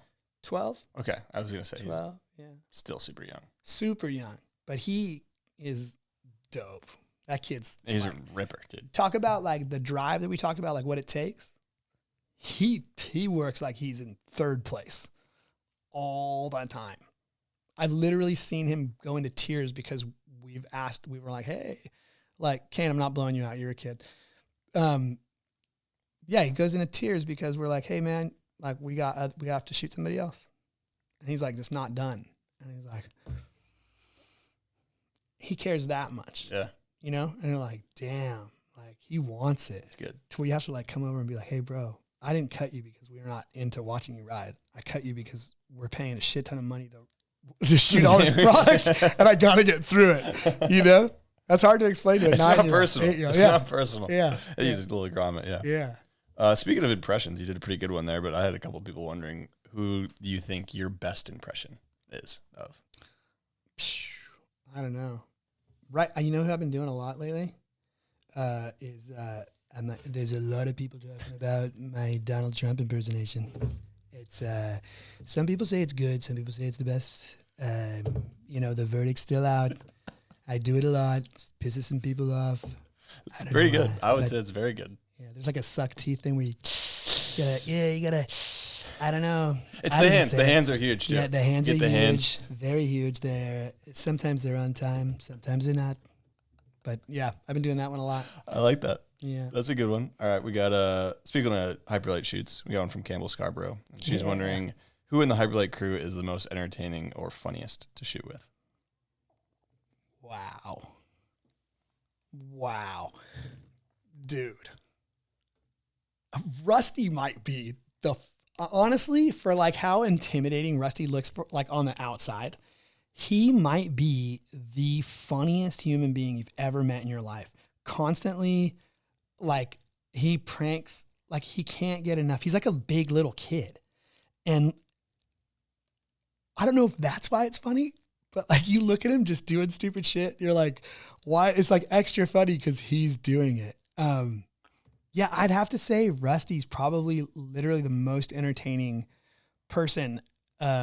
He's a handful for sure. When you get on a shoot and Rusty, like, it's like, he'll work harder than anybody, you know? But like, he'll question you a bunch too. I'm like, Rusty, can you just please do this? You know, I need this right now. And I know you have your own ideas, but I would like you to do this. And hardest part is like, you're not forcing him to do anything. You know what I mean? I'm like, Rusty, go get it, or I'll, you know, what are you going to do? Nothing. He's fast. He's strong. So even if you cheap shot at him, he's going to get you back. Yeah, you know? you get one. And then Yeah, for sure. Yeah, that was it. So, yeah, he's Rusty's sure. up there. I'd say he's the dude. That's not super surprising. We got one from Reed Hansen. He's wondering, do you have a trip that stands out to you as your favorite wakeboard trip throughout the years? Man. Because there's been A lot. no shortage. A lot. Favorite wakeboard trip? I would have to say, like, gosh, we did a lot of Mexico with Trever for Ulster. Yeah. And there's a lot of like really crazy happenings that happened through there. So there's a lot of great memories that weren't necessarily the best memories at the moment, but then like shortly afterwards, you're like, yeah. Glad that happened. Yeah. Glad we're okay. For sure. For sure. I did a trip with Reed and Matt Manzari and Ryan Lemons. I don't know if you guys remember Ryan Lemons. He was a sick wake skater from Nolans. And he was, yeah, dude, he was his own deal, but he was sick, dude. Like, he rode for Integrity back in the day. And man, like, they had a pretty sick team. Nick Taylor, like, unbelievable. Travis Duran, like, fuck, dude's stud. That's a big boy. That's a big tree. Yeah, he's a big boy.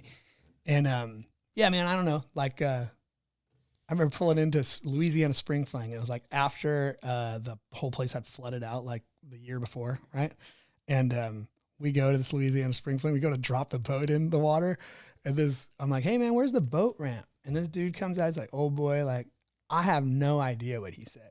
Like, he came out, and it sounded like, I don't know what he said, man. I ain't no bing, bong, bong, bing, bong, bing, bong. He sounded like, who's that dude from, God dang it, what was that? Oh my God, Boomhauer. You remember Boomhauer? Yeah. He sounded like Bing. I swear to you, I'm gonna put in a clip of Boomhauer real quick. I tell you what, man, them Y2K, man, them mainframes gonna come crashing down on that grid, man. They look like a dang apocalypse now, man. And them line up. Yeah, dang old, whatever. And I had this look on my face I didn't know that I had, but he looked at me. He goes, "You get a word of that?" I said, "Nope." And he goes, "Man, the boat ramp's right over there." I said, "All right, cool, thank you." You know, and he just, "You welcome."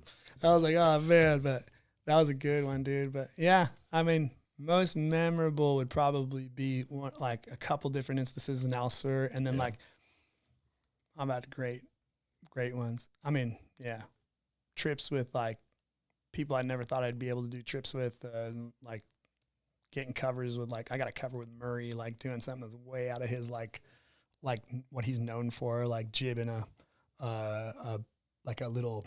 It was like, it wasn't little. It was like a.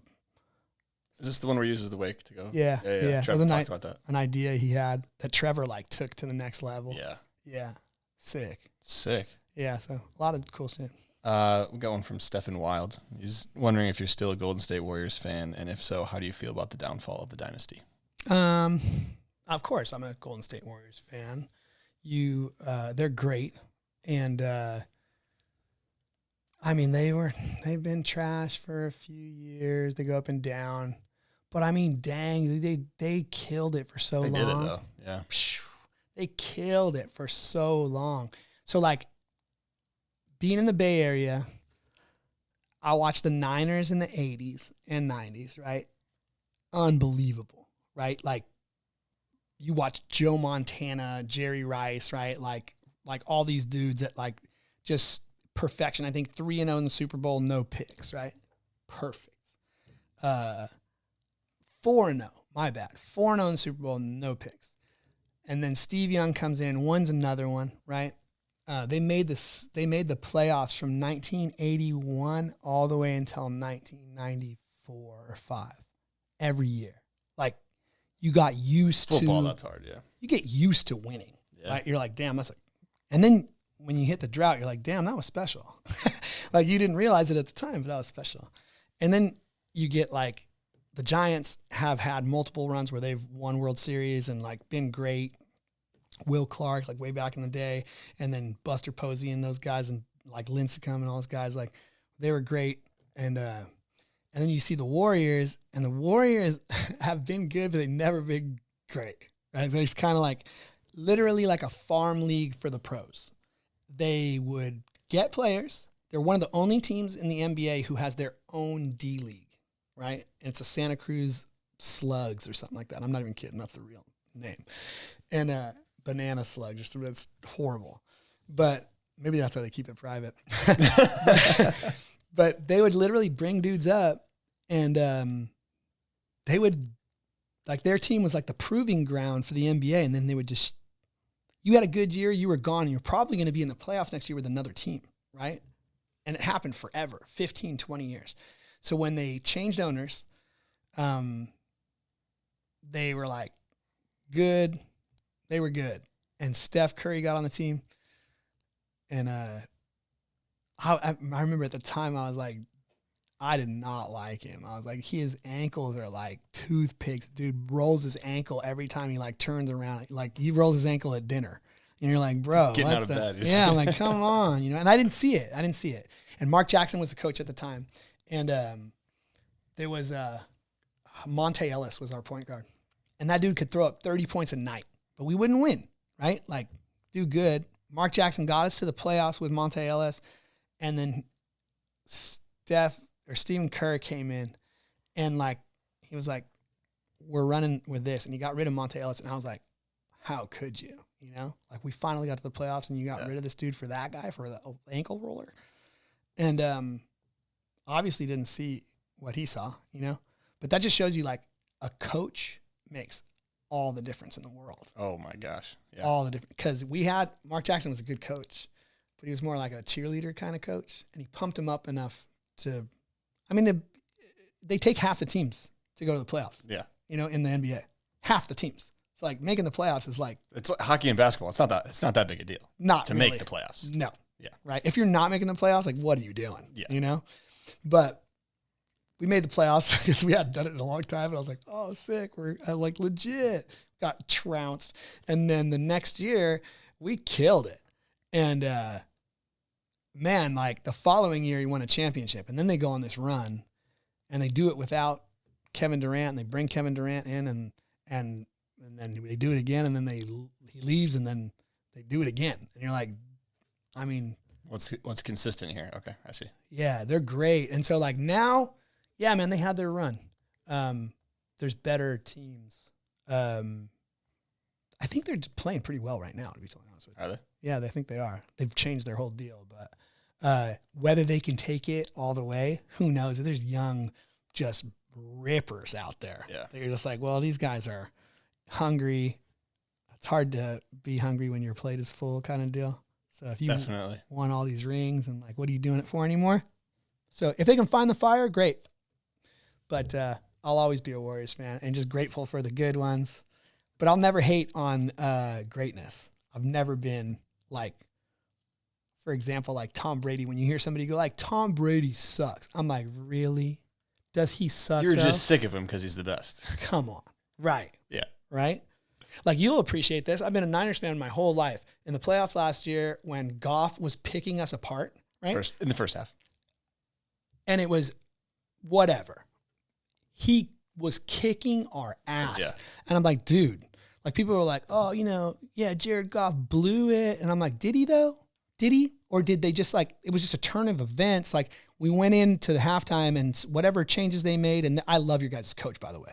Well, when you said coach makes all the difference, I was like, yeah. Detroit Lions. Yeah. Yes, when your coach correct. can flat out hold you down and beat you down, like you got to respect him. I'll run through a brick wall for that guy, dude. 100p. I love that dude. So like you talk great now. I'm like, yeah, that coach is unbelievable. Right. And I'm like, man, I remember everybody's like, oh, like we killed the Lions. I'm like, we did not. We got away with one.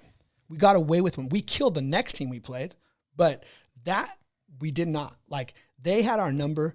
They were putting it on us, and we had to play an incredible game, and things had to fall our way for that win to happen. But like they lost the game, we didn't win it.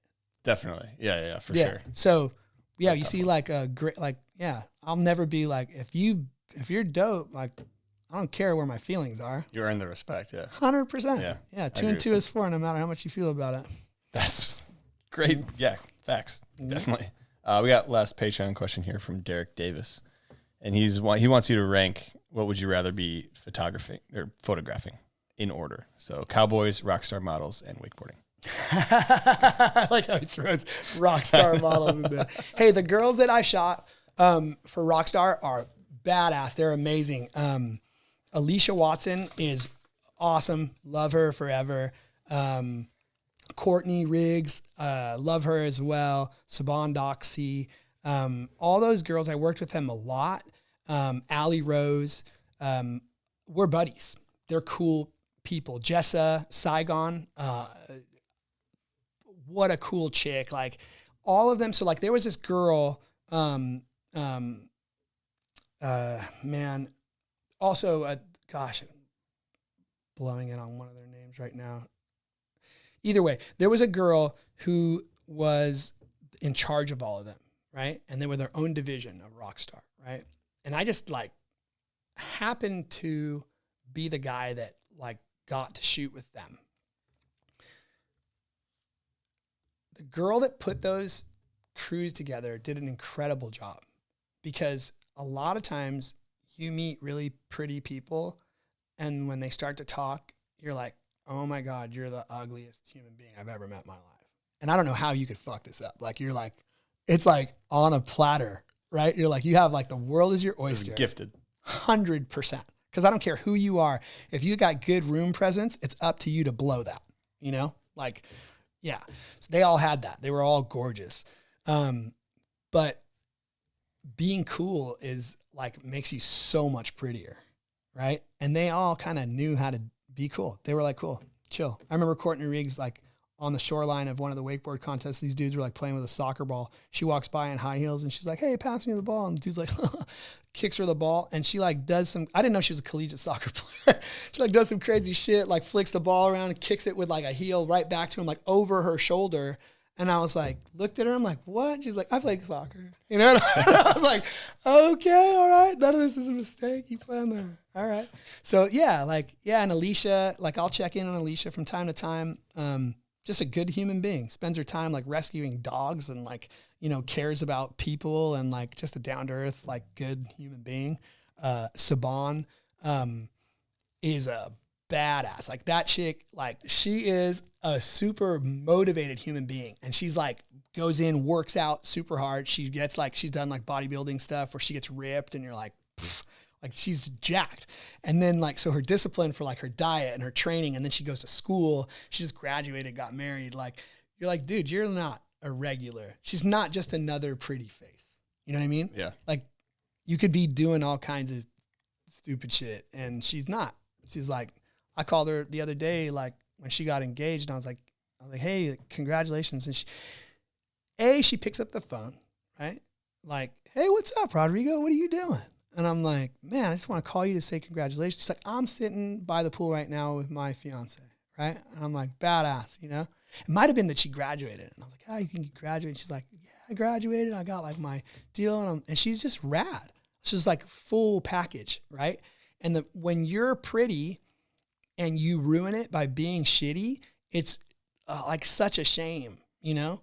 Like, but because if that's like all you have, then that's like, you're like, oh, cool, you know? Cool. That's cool. That you had no control over that. Bingo. Yeah. Right. Thank your parents for that, but you're doing nothing for this. Yeah. But if you are attractive and because things get handed to attractive people, like you get That's a lot just facts. of opportunities, Yeah. right? And yeah, if you go out of your way to be a good person under those circumstances, I think like it says a lot about your character. So those girls are rad. I will say, I owe wakeboarding everything. So wakeboarding will always be the thing that I say is my favorite, because I love that. That is the reason that I get to talk to you today. That's the reason that I get to shoot rodeo stuff. It's a reason that I get to hang out with like guys like Cerrone and like meet all his buddies and life experiences. And that's the reason that the Rockstar models were part. Like none of that shit happens without wakeboarding. So yeah, there's not even close. Like Yeah. it's wakeboarding. Yeah. Love that. I think I got a few pictures that I pulled. They're from the gram, but you posted them to your gram. I'm sure they were used for many other things. I know they were. But before we go through these photos, which I'll put up on the screen, obviously we're going to get a little backstory on them and stuff. What's your camera setup? So I'm sure you have several, but and I'm not a camera guy, but I'm sure there's some people listening. I've stayed with Nikon since the beginning. When you shot film, it was really like two options. There's always been, all the brands have been out there, right? Like minus Sony. Sony like is the newest player in the game, let's say, and they killed it. I've always been a Nikon guy. When you pick up a Nikon back in the day, it was made of metal. You had you open the film door, all the parts in the back were like metal, right? Canon did their thing where they made this strong, like, I don't even know what it's called, but it's like some sort of like plastic that they use. It's very strong. It's very light, right? And it's rad. But I've always just been like, like if you close a car door and it rattles, you're like, eh, but you close it and it's like that thing's made nice. Yeah. Something that's made nice, you just feel it, right? Not that Canons aren't made nice. I like the feel of like a little stouter piece of equipment. That's how I started. And so when the digital cameras came out, I literally had a D100 and I used it as a light meter because I did not trust it. I was like, yeah, I'm good. Like, this thing's still sort of shit. Like, they weren't anywhere near slide film yet, right? So like if it was like nighttime, like I would like shoot a shot and meter it with this thing and then be like, all right, I'll try that, And like, so I used it like that. And I rarely got a photo on it that I'd want to share with you. Right. So fast forward to like, this is something that a lot of people don't know, but Sony made all of Nikon's proprietary stuff forever. So when they came out with their cameras, they had Nikon's technology. Nikon is the smallest camera manufacturer out of all of them. They only make cameras and scopes. They don't have a music division, a movie division. They don't make office printers and all the other shit that these guys make, right? Fuji makes film, like copiers, and like Sony has literally like Sony motion pictures. Yeah. Like their budgets are endless, right? Nikon is a fucking camera manufacturer. That's what they do, right? And for years, their autofocus for like video has been trash. And if anybody out there at Nikon's listening, I'm sorry, it's true. I'm glad you changed it. But Canon started out with the video, like the 5D, I think it was a 5D. They were the first ones that made like a DSLR that like had a legit video. You're like, damn, this is really good, right? It's probably shit now, but it was good then. Yeah. And you tried, like Nikon came out and like, man, if you didn't know how to manual focus, like you weren't getting shit, right? Nothing. It just like nothing. It wouldn't even autofocus. Like you had to manual focus. And so Sony came out with their stuff and they took the best of both worlds. They figured out the autofocus, right? And they also had the low light sensor that they had been making for Nikon, which was Nikon's like bread and butter. You could shoot low light, low noise photos at higher ISOs than anybody, right? And if you're not familiar with what ISO is, like your film speed basically dictates how grainy your footage looks.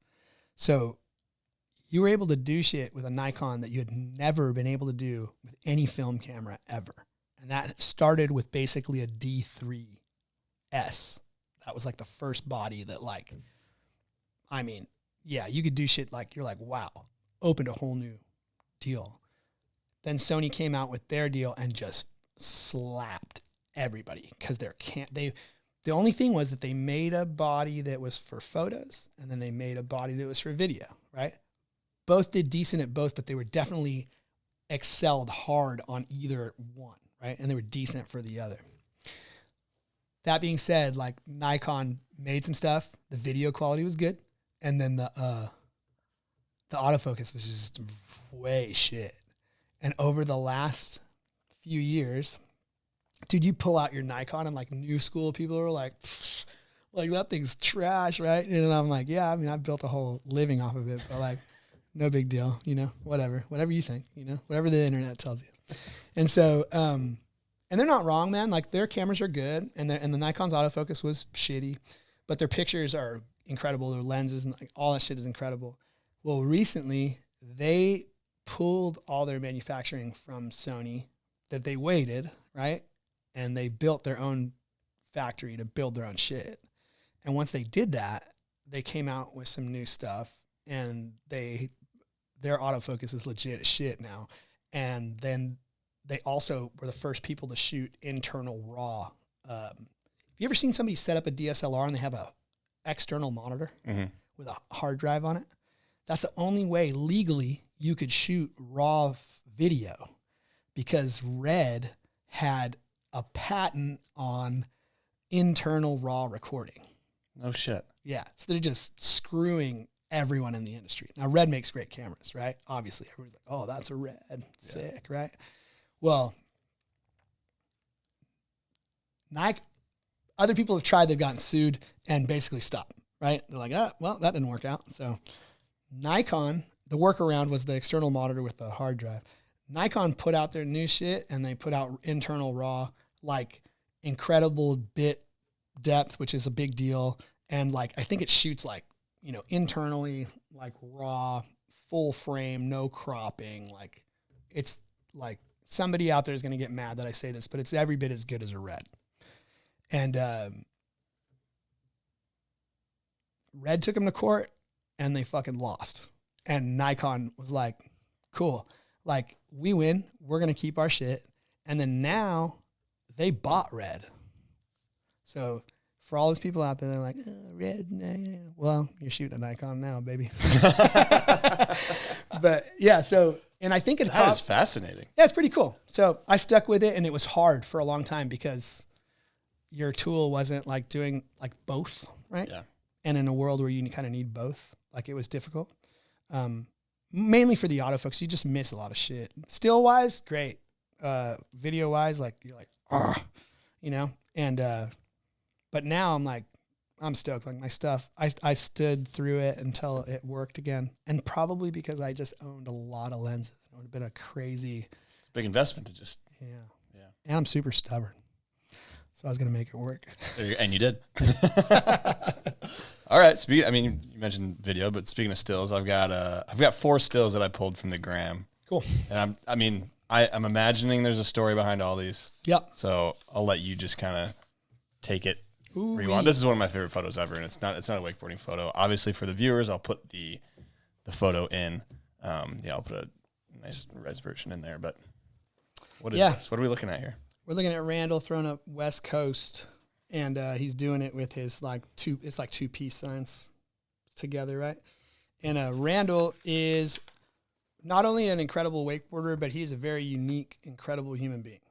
And he's tatted pretty heavily.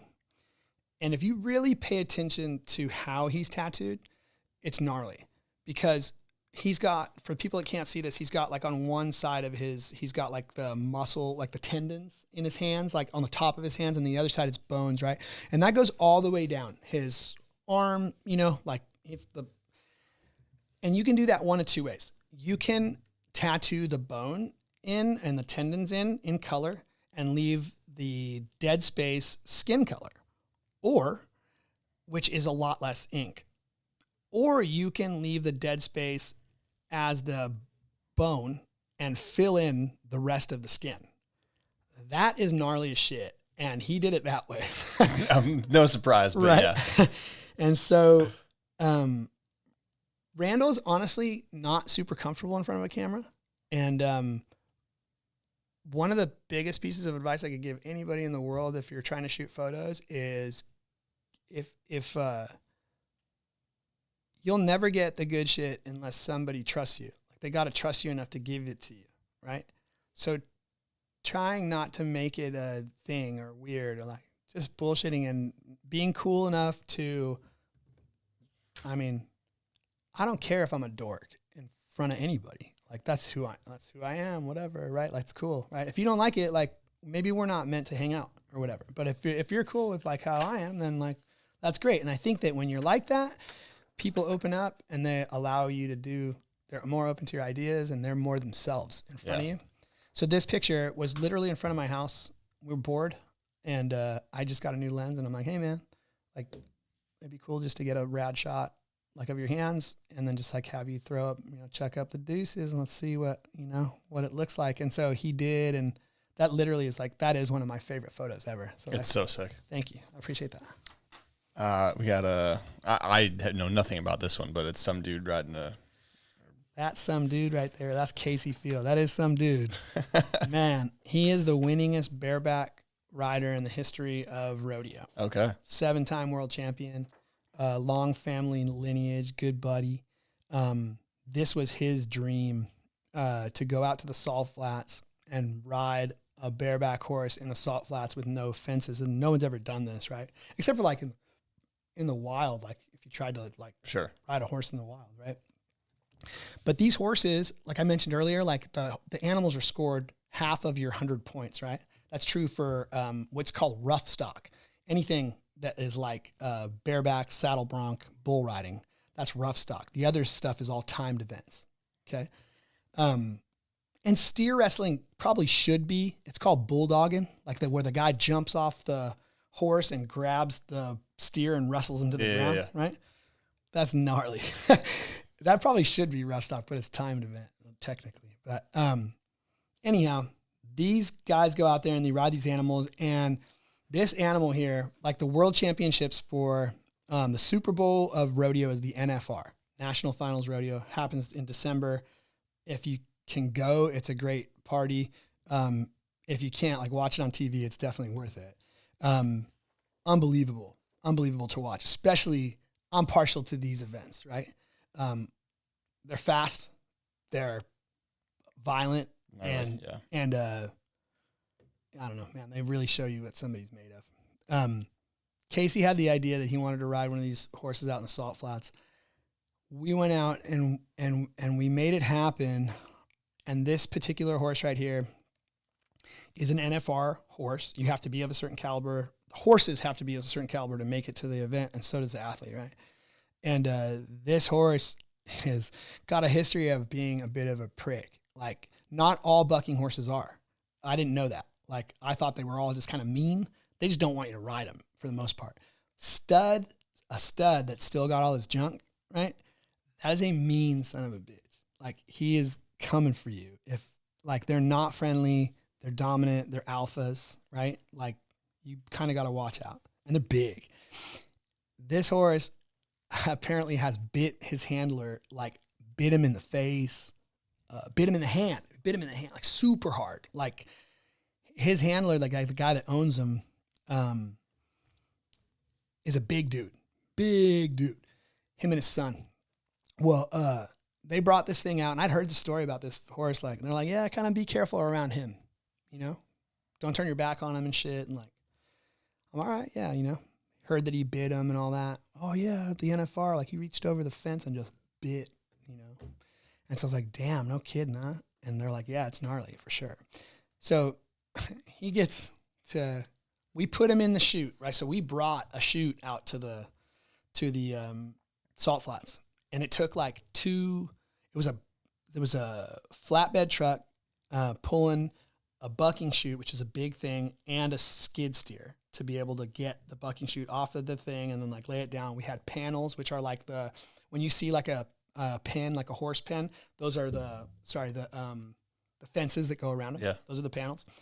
And you need those to be able to direct the animal into the chute and then back into the trailer, right?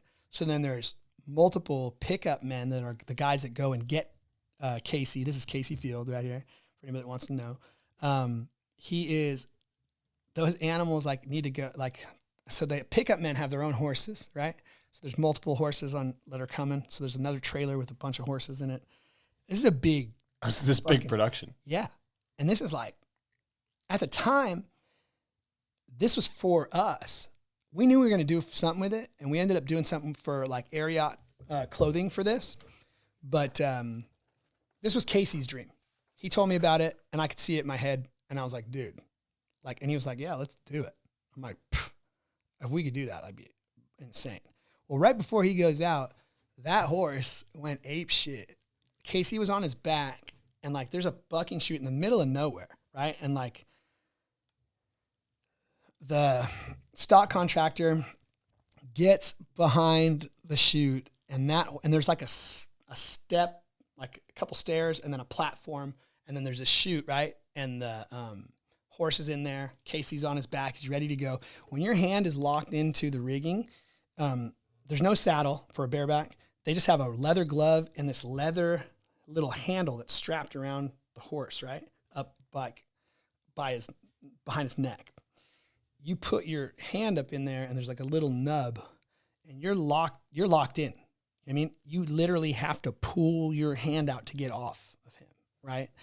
And so he gets in there and sits down, puts his hand in there, and this horse sees the stock contractor, decides, nope, I ain't going, and he turns around and like starts pawing at the stock contractor. He like took a chunk out of his cheek, bit him in the arm, thrashed him around, and I'm telling you, like, Mr.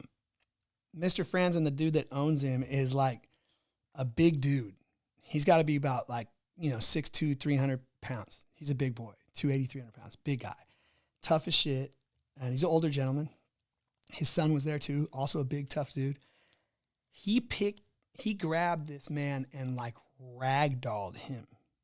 And I mean, skimmed his face, took a piece off his cheek. And like, I mean, if he would have squared him in the face, like we wouldn't even be having this conversation. Like there would have been it would have been a big problem.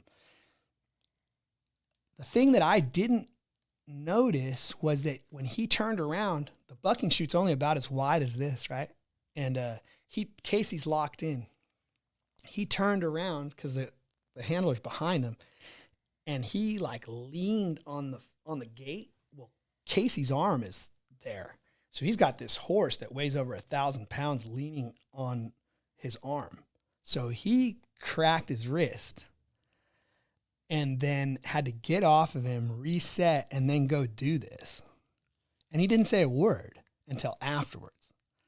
And, I mean, everybody knows, like, it's crazy. Like, skateboarders and rodeo athletes might be the toughest dudes on the planet. And you'd never be able to pick them off out of a crowd, right? It's definitely not the most jacked dude. Like, how many skinny skateboarders do you know that like have all of them bounced off concrete and they're like, yeah, I'm good. And you're like, how? Like every like super tough dude would be just go like, I quit, I tap, and they have something in them where they just like, they're a little bit different. And anyhow, that photo is once in a lifetime. No one knew what that horse was going to do when he was, because they don't buck horses without fences. They're in arenas. So we didn't know what he was going to do afterwards. We didn't know how we were going to get him back into the trailer. None of that shit. And we didn't know he was going to go crazy before that. So he went out. I mean, that horse could have turned any direction and this photo would have never happened. That's one of those, that's a 20 stare. You don't get to do that. That's what I'm saying. You don't do this again. So like, correct. I mean, yeah, wild. It's an insane photo. And I mean, I know nothing about any of this stuff, and I saw the photo, and I was like, "That's rad. That's rad." Yeah. And now after hearing it, it's like, okay, yeah, yeah. I know the explanation of why, but that's so. What happened? What did the horse do after he got off? He just celebrated. He rode the shit out of him, and then like the pickup man came in and picked his ass up, and the look on his face afterwards was like, I mean, fist clenched. Biggest smile on his face, like full flex. We did it, and like that was his dream, and he had envisioned that. And to be asked to be a part of that is special. Yeah, it's so sick. That's that trust that I'm talking about. I'll go back to that. When the athletes start asking for you by name because they trust that you can do it, you've built a bond that's deeper than just, oh, hey, can we get a photo? You're bros. That's somebody like they would let you watch their children. They trust you with their safety because they know you're not going to screw them. Yeah. And for him to trust you to capture that moment, because it's like, he is not going to be thinking about what you're doing. He needs to be thinking about that, obviously. And so does everybody else involved. But it's like, this is the name. That ground was hard as concrete, by the way. Salt flats. Bro. That ain't soft. No, it could either be absolutely saturated, right? Like you see them photos that Bear and like all the guys like from Valdosta did, like, so it could be like that, with a layer of water on it. Yeah. Or it could be completely dry and it's as hard as this table. Shit you drive on, yeah. Yeah. And we drove a legit diesel out there. Yeah. Yeah. Didn't leave any tracks. That's hard. That's a sick photo. This one right here. We got maybe one of the best tuck knees ever, if not the best tuck knee ever. Yeah. Yeah, Mike Sweeney, yeah, he's responsible for it, for sure. None other than Mike. Yeah, that dude is so badass, man. I just talked to him the other day. He's a great dude. Yeah, man. Gosh, where were we right here? Don Pedro, maybe? Super cool shoot. We were on an MB shoot, shooting for this boat company. And Mike gets behind the boat, and it's a treat, dude. He ain't doing no sevens or nothing like tech. I mean, I think he can. He's done some seven, yeah. Yeah. Like very good looking ones. 100%. Yeah. Everything he does looks good. Or you Facts. won't see it. I take shitty photos for sure, but you'll never see them. Yeah, man. Like that, it just, I don't know. Like, what can you say? Like, it's perfect. Yeah. To me, it's like perfect. Like, and it embodies like everything that like I was raised as far as like board sports to believe is awesome. And like, it's simple and hard to do right. You know, like a sick method. Like you've talked about that a zillion times. Like there's yeah, man. I mean, like it's crazy that dudes could do like, I don't know, some incredible like mob or something, but can't do a dope backside 180. Yeah. You know, like that's where I say like, if you're doing mobs and you can't do a gangster ass, backside 180, like you need to step back and get your shit straight and then push forward. Clearly you have the ability. Yeah. But you're skipping steps, and you shouldn't skip steps because it'll bite you. Yeah, and I think maybe a lot of people will listen and be like, I can do a back 180. Yes, you can. But can you do a dope backside 180? And be honest with yourself. And be honest. And like if you post it or showed it to somebody, be really proud of that backside 180. Yeah. Yeah, because you can't, then right. Yeah. skipping steps. Yeah, you're skipping some steps. Yeah. Mike Sweeney didn't skip any steps. No steps. For sure. Yeah. All right, this one's crazy. This is for Wakeboarding Mag. I don't know what year this was. I don't even know if you would remember, but This is Winch Mop, Kyle Walton and all them guys. This is Nick Valier. This is when Slingshot just came out with these boards. This is a brand new Slingshot board right now. Oh, is it? Yeah, this is Slingshot just entered the realm of wakeboarding, right? And they'd been making boards for kiting and stuff like that for a long time. And the Lagoshes were the guys that made the boards, and they were badass like at what they did. I don't know if they're still involved or not, but they were the beginning of it, right? And Nick was good buddies with Colin Wright. If you've been in wakeboarding for like, you should know who Colin Wright is. But Nick, so we went out to this spot. Kyle Murphy spotted this a long time ago, and he was like, this is before anybody had tried anything like this, right? This is pretty massive, and this spot varies, like in size. Like the water like runs different, and it can be big, it can be small. Well, we go here, and Kyle goes out. Nobody'd ever tried anything like this, and Kyle goes out and does a handful of tricks, and like he does like two or three tricks, and he kills it, right? And we're like, oh my god, it's possible, right? Before that, like people were like, yeah, you would never have looked at this and been like, yeah, that's doable, right?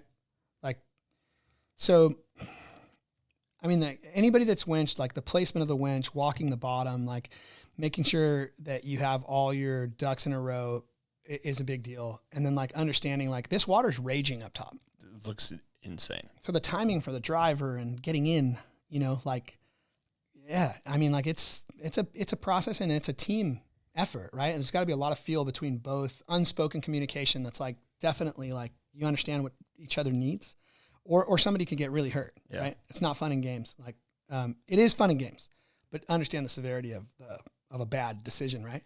And then these guys, like once they're edging towards this thing, I mean, like, what are you going to do? Stop and tumble down? Because underneath this is, you see the side shit where it's like all rocks. That's what it is underneath that. So like if you like decide to like hit the brakes, like you're going down on some super jagged shit. There's a moment but before that ollie where he's either he's committed or not. Yeah, you're making a decision. Yeah, there's not. Yeah.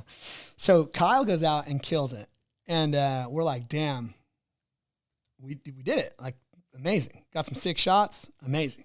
Well, Nick goes, and Nick, like, is a good rider. And you're like, I would say he wasn't on Kyle's level, but he was really good. But he wasn't on Kyle's level, right? Nick's like, hey, man, is it cool if I get a pull on that? And everybody's like, yeah, fuck, if you want to try it, go for it. Well, Nick just annihilates this thing. And I mean, he had it his way. I mean, like every trick he wanted to do, he did. And we were just like, what the fuck? And Kyle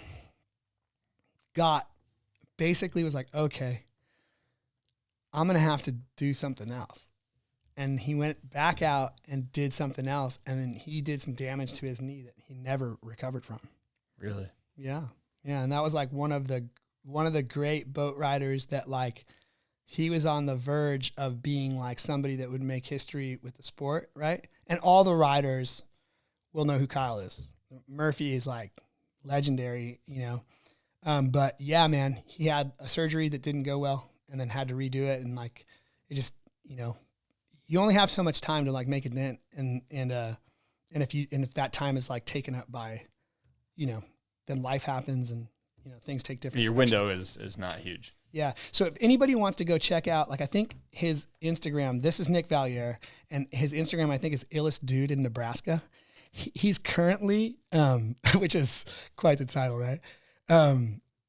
If you follow him, he takes the most gnarly snowboard lines, like big mountain, snowmobile, helicopter drop-offs, and you watch this dude drop into some shit where you're like, I mean, if you sat here and looked at Nick, you're like, you're not doing that.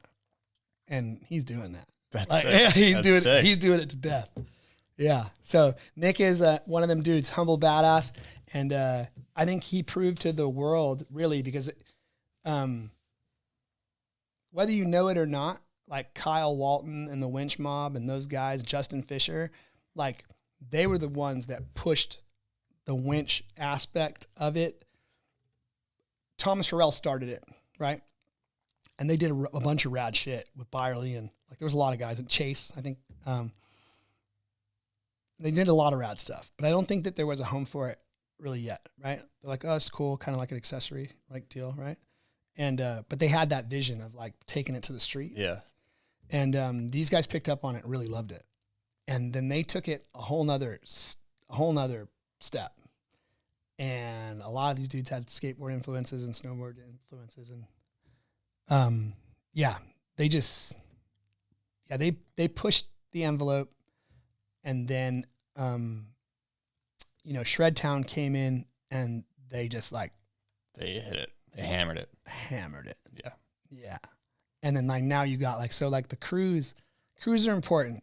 You know what I mean? Crews are important to wakeboarding. And not everyone's going to get remembered, but the people that are doing it will always remember, where it came from and stuff. And so like, that's pretty rad. And like so much respect to like, yeah, dude, the Valdosta crew, like right now is just like the things that they've like created are unbelievable. Shred Town, unbelievable. You can't help but just respect, like you see somebody just like, all right, cool. That was cool. And then they just goes to that thing of like, not that they didn't know what was like impossible, but I think they just have their own vision and they're like, well, this is what we can do with it. Yeah. And then you're like, holy shit. Keep taking it further. Yeah. Yeah. So. Yeah. The winching progression's been fascinating. Unbelievable. It's been cool to see. Yeah. So, all right. Yeah. And that's passion, I think. That's all passion. Yeah. But it's worth it, I think. I think so too. All right. I mean, is there anything else you want to touch on here before we wrap this up? Man, I don't think so. Like, I think we talked a lot, or I talked a lot. But I don't know. Thanks for having me. I do want to say for sure that like I appreciate what you're doing.